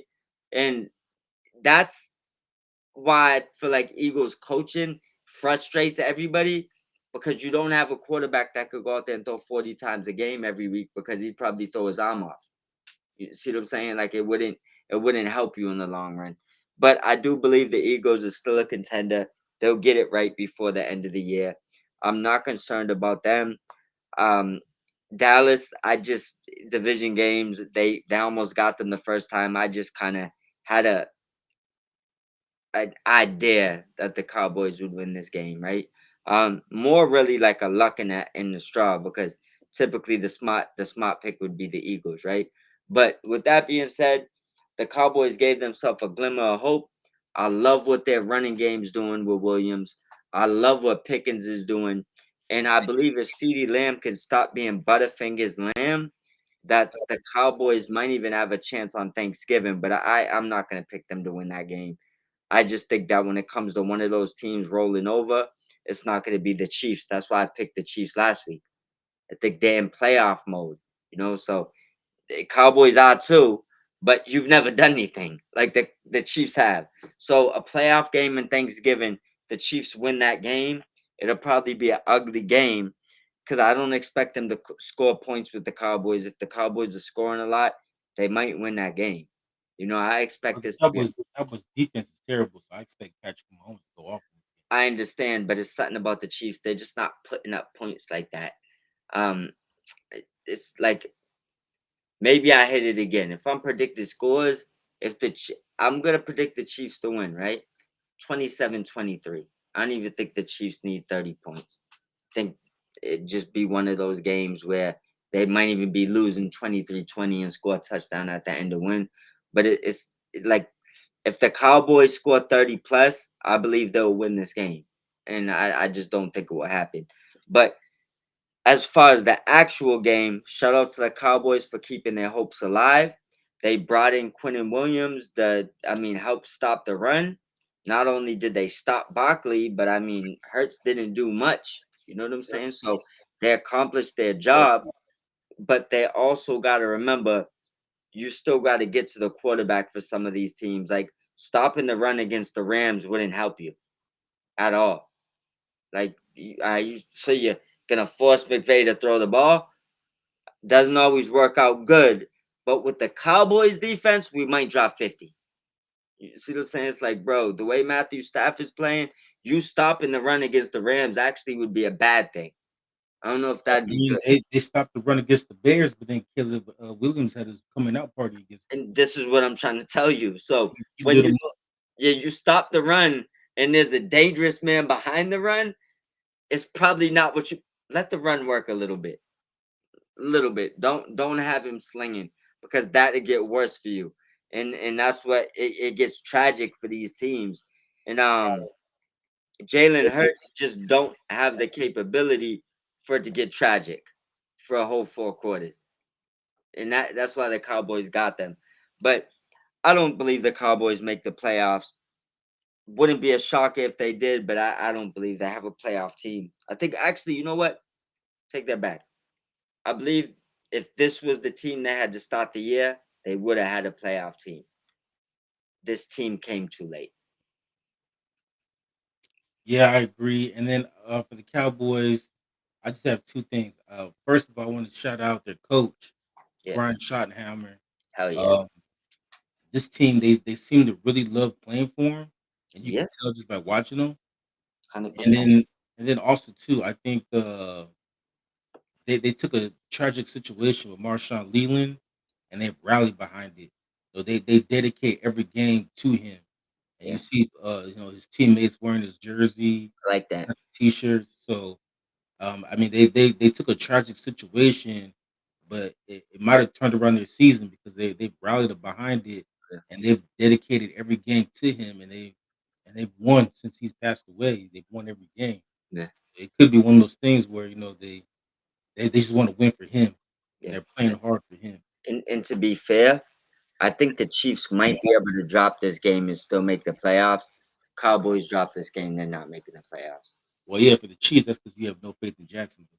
Yeah, that's it's like, but the NFC is too much right now. Like, you can't be at 5 wins through 13 weeks and think you have Well, any not only chance. that, but look at all the teams in the NFC North that are fighting for the playoffs.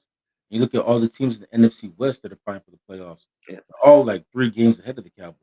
Yeah, that's what I'm telling you. Like, the Cowboys can't lose. The Chiefs can probably lose another game. All right. And then next up we have the Sunday night game, which was the Tampa Bay Buccaneers versus the LA Rams. The Rams dominated this game 34-7. I gave my review on it, but Mike, this is your opportunity to talk about that ass whooping that we saw in this It game. really ain't much to review. Obviously, Baker got knocked out the game, but at that point it was 31-7, so it really didn't matter. I think the Rams, they're coming into their own. Like, Stafford and Adams are really connecting now. They got a connection. It's clicking. He's clicking with Davis Allen. He's clicking with um basically, honestly, every tight end besides Higby, which is weird. He's like clicking with them all. Yeah, Besides, which is weird because Higby's been there the longest. yeah, I Higby, this has got to be his last year, and that's why I think we didn't move on from Pockets in them, because I think next year Higby's gone and Pocketson will be the Higby, and we have Ferguson. You know what I'm saying? So Yeah. I think that Higby's being phased out, but the Rams literally just they beat them up in every fashion of the game. The main thing that I would say about this is, and I know that this is getting mixed reviews from Rams fans. Do not change these cornerbacks. I don't care if Williams is healthy. I don't care if Akello's healthy. Do you see what Forbes and Kobe's doing now that you actually letting them work? Like, bro, don't touch that. So I want to say what Shula's doing on defense is more impressive than what McVay's doing on offense this year, because we have the one of the least paid defenses. We have young players everywhere, undrafted players everywhere, late round picks everywhere, right? Right. Um, what he's doing, and I pray to God that if we win a Super Bowl, he stays one more year and waits a year to take a coaching job, because Shula is an absolute monster. Like, I remember Raheem's bend and always break defense, right? Like, this is bend, don't bend or break. You know what I'm saying? It's like, bro, they're stopping They're teams. relentless. What'd you say? I said they're relentless. Yo, it's crazy. Like, the way that they're moving, and then to lock in Landman before the year ends. Jesus, man. Like, yo, there's wizardry going on in that defensive war room. I would like for them to call Shula and just offer him double his salary right now to stay for another year or two, and then go get the big money because you know there's a crazy coaching job waiting for you whenever you want to go, right? But Well, I that's need why we you, talked about him going to the Giants. I was like, bro. I him with need that him. defense, it's gonna be scary. I Yo, don't know if he can develop a quarterback, but he's gonna do some damage with that defense. but if you look at him, he kind of got a McVay swagger to him. Yeah, but Like, defensive side.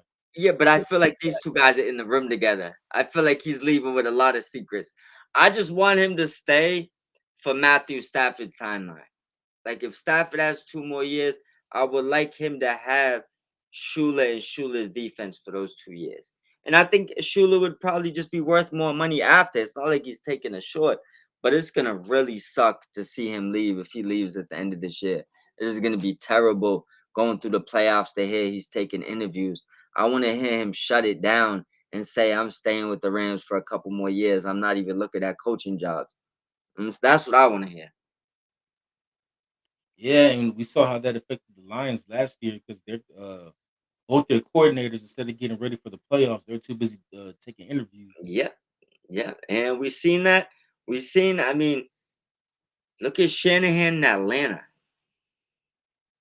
Yeah, he was interviewing for the Niners job before the Super Bowl. Yeah, yeah, yeah. We I saw mean, how he called that game. yeah, yeah, yeah. So it was what it was, bro. But bottom line is, I would just love to see. I wasn't even a fan of the hiring. Now, I mean, he's my favorite defensive coordinator, arguably the last 20 years on the Rams. So it's like, I mean, when they hired him, it was just kind of like, for me personally, it was just like, okay, whatever. I know who his grandfather is. yeah. I mean, I think that's why I was telling you. I think the Dolphins are probably intrigued just by the last name alone. I think he's definitely gonna get offers or teams that want to talk to him. I just hope he shuts it down and we up his salary. That's what one of those times where it's like usually McVay allows his coaches to interview. I think he needs to tell them, no, we doubling your salary. You gotta honor just Just honor don't the play contract. Jerry Jones where teams wanted to interview Mike McCarthy. Jerry Jones blocked it and they fired him anyway. No, you block it. You don't fire him, but No, that's block. what I'm saying. That's what I'm saying. Like, don't do like Jerry. Don't block it just so you can fire him later on. Nope, And block then it now and he tell can't get him a job because you blocked him from interviewing anybody. you adding an extra zero on his checks. You know what I'm saying? Like that's it. It's a simple solution because he might be right now if I was ranking not best defensive coordinators, but like if I was like what defensive coordinator or who would you want for 10 years, he's got to be the hottest one there. Like he looks like the guy that is gonna take the NFL by storm for another 10 years. I see him on the sideline. He's like no other coaches we lost. I was like, yeah, I could see them on the sideline doing what McVay does. He's like a black haired McVay. Look at him. Like, I don't want to see this guy nowhere in the NFC. At least go to the AFC, bro. Like, don't go no go to the Dolphins. Just get up out of here if you're going. Go to the AFC. Don't like don't do nothing silly. But with that being said, I don't got much to say about that game. Well, yeah. Um, Well, quickly though for the Bucks, yeah, the good news they announced Baker. It's nothing serious. They just said it's a sprained left yeah, shoulder. got you. So Teddy Bridgewater will get the start on Sunday, but Baker should be back if it's just a That's good. sprain. That's good. But Yeah, I he still she got two good news. He sprained his shoulder, and his wife announced that she's pregnant, so he's gonna be oh a dad. listen, congratulations, man. We're gonna have another little Mayfield running around here. Let's go. Salute, man. But I'm happy that he's good. I still think they're gonna be in a dogfight with the Panthers, especially if they drop this game. They gotta win this game. Well, they they still have 2 games against the Panthers. They haven't played the Panthers yet. that changes that. That changes that. So I either way, I think that we're looking in a dogfight no matter what between those two teams to win that division. Yeah, I mean, like I said, Atlanta, they're back in it because they won, but I still think that division comes down to either Tampa or Carolina. One Yeah, of those yeah. teams is gonna win that division. We don't believe Atlanta wins more than 5 games. Stop it. Yeah. So they ain't. I mean, I 4 wins is already enough. Just give us the goddamn draft pick and go home. You know, that's all I gotta say about that. But they do technically have a fighting chance. I just don't know what it is with Atlanta because they got the talent. I just don't see it there. I mean, Well, that's what I keep saying about Raheem Morris. That I think he just might be a good coordinator, not a good head coach, because that they have too much talent to just be 4-7. 100%. It's not even. That's like it's criminal that they're 4-7. But hold on one second. I got my daughter texting me. My bad, bro. All right, that's all good. She loves to text me when I'm doing podcasts, like she knows. Hey, it's like my mom in college always texting me always trying to call me at the wrong time. For That's real, why right? like, every time I was trying to get laid, that's what my mom want to call me. Yeah, but She she knew that she had that spider sense. So yeah, bro. It's tingling. They already know. They know what time. oh, They say, this nigga getting pussy. Let me call him. yeah, bro. I thought that it was about to be a text like, "Yo, I'm drunk. I need food." But I digress on that. You know. But let them know where to find us, bro. Well, before we do that, just real quickly, let me break down the playoff standings right now Oh yeah, go ahead. as it stands. So in the NFC, the Rams, they're the number one seed. The Eagles are the two seed. Yeah, The Bears are the three seed. The Bucks right now are the four seed. The Seahawks are the five seed. Packers are the six seed, and the Niners are the seven seed. So yeah, remember earlier I was saying that there's six teams fighting for five playoff spots. Three from the North, three yeah. from the West. One of those teams will be on the outside looking in. And as of right now, that team looks like it's going to be the Detroit Lions. They're on Sweet. the outside looking in out of those six teams. But so their game against Green Bay is going to be huge on Thanksgiving. Hold on. Uh, Let me pull this up for you so we can look at it. I'll put it right on the screen. I have it right here. 1 second.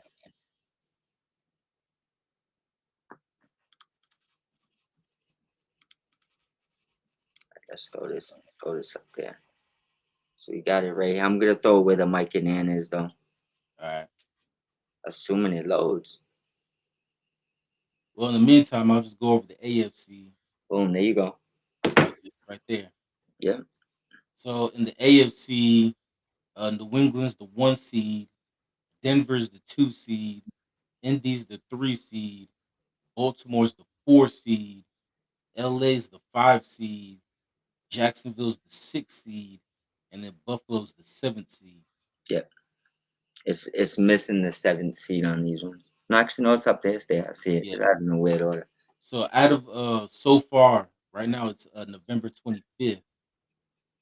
Who how do you see the playoffs shaping out? Do you think these 14 teams stay where they are, or do you think one of these teams will fall out and somebody else will overtake?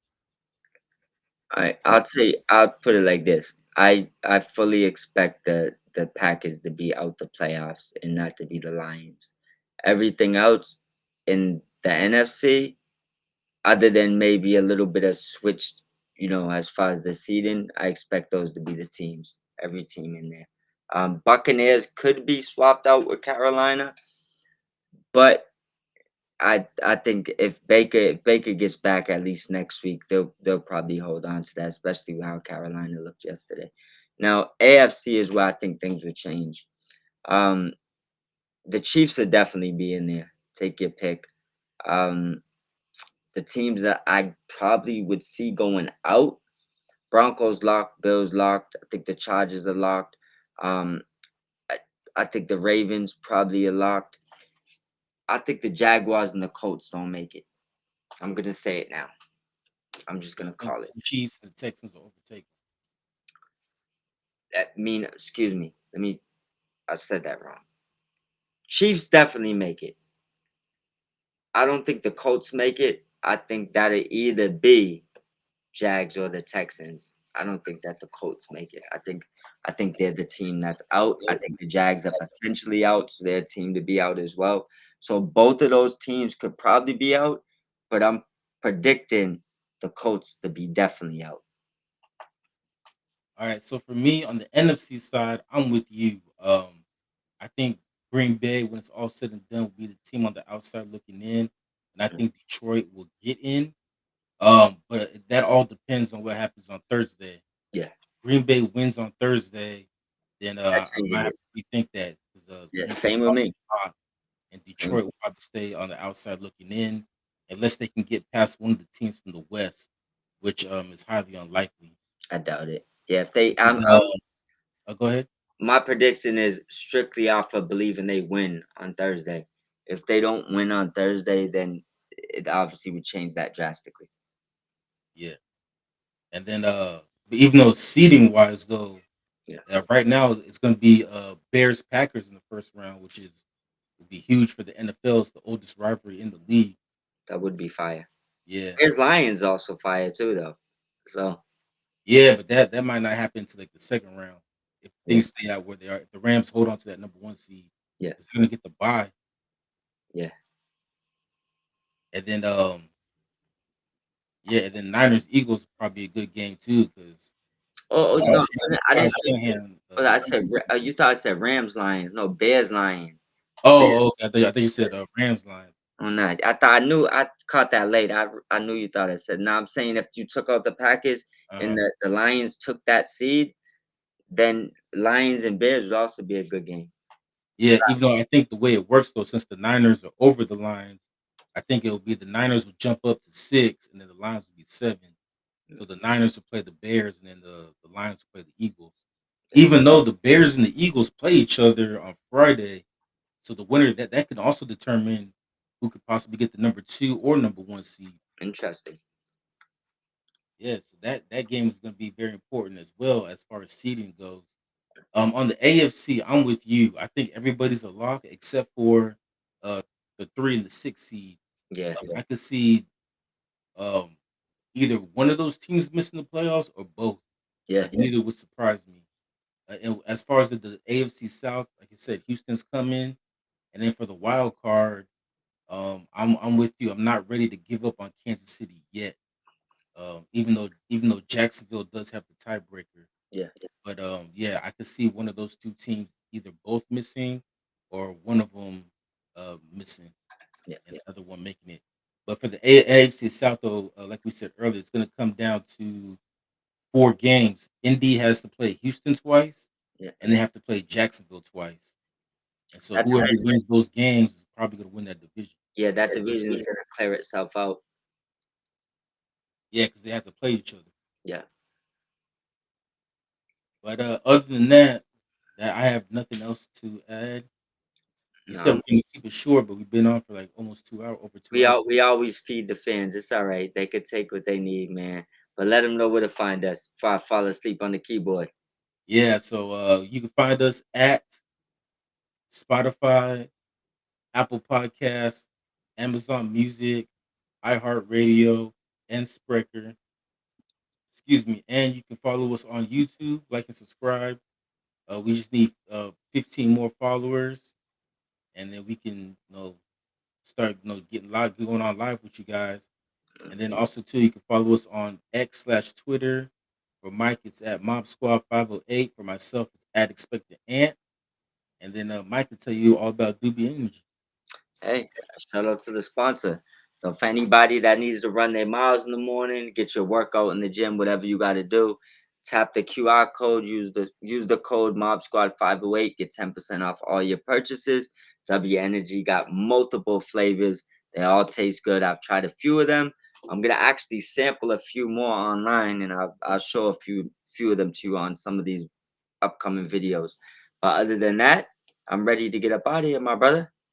Yeah, me too. I didn't realize it's almost 1 o'clock in the morning. I need to take my ass to bed. Bro, oh, here we at 3:40. Yeah, I didn't But realize how late it was. yep, but I'll talk to you first thing in the morning, my brother. All right, man. Salute. Salute.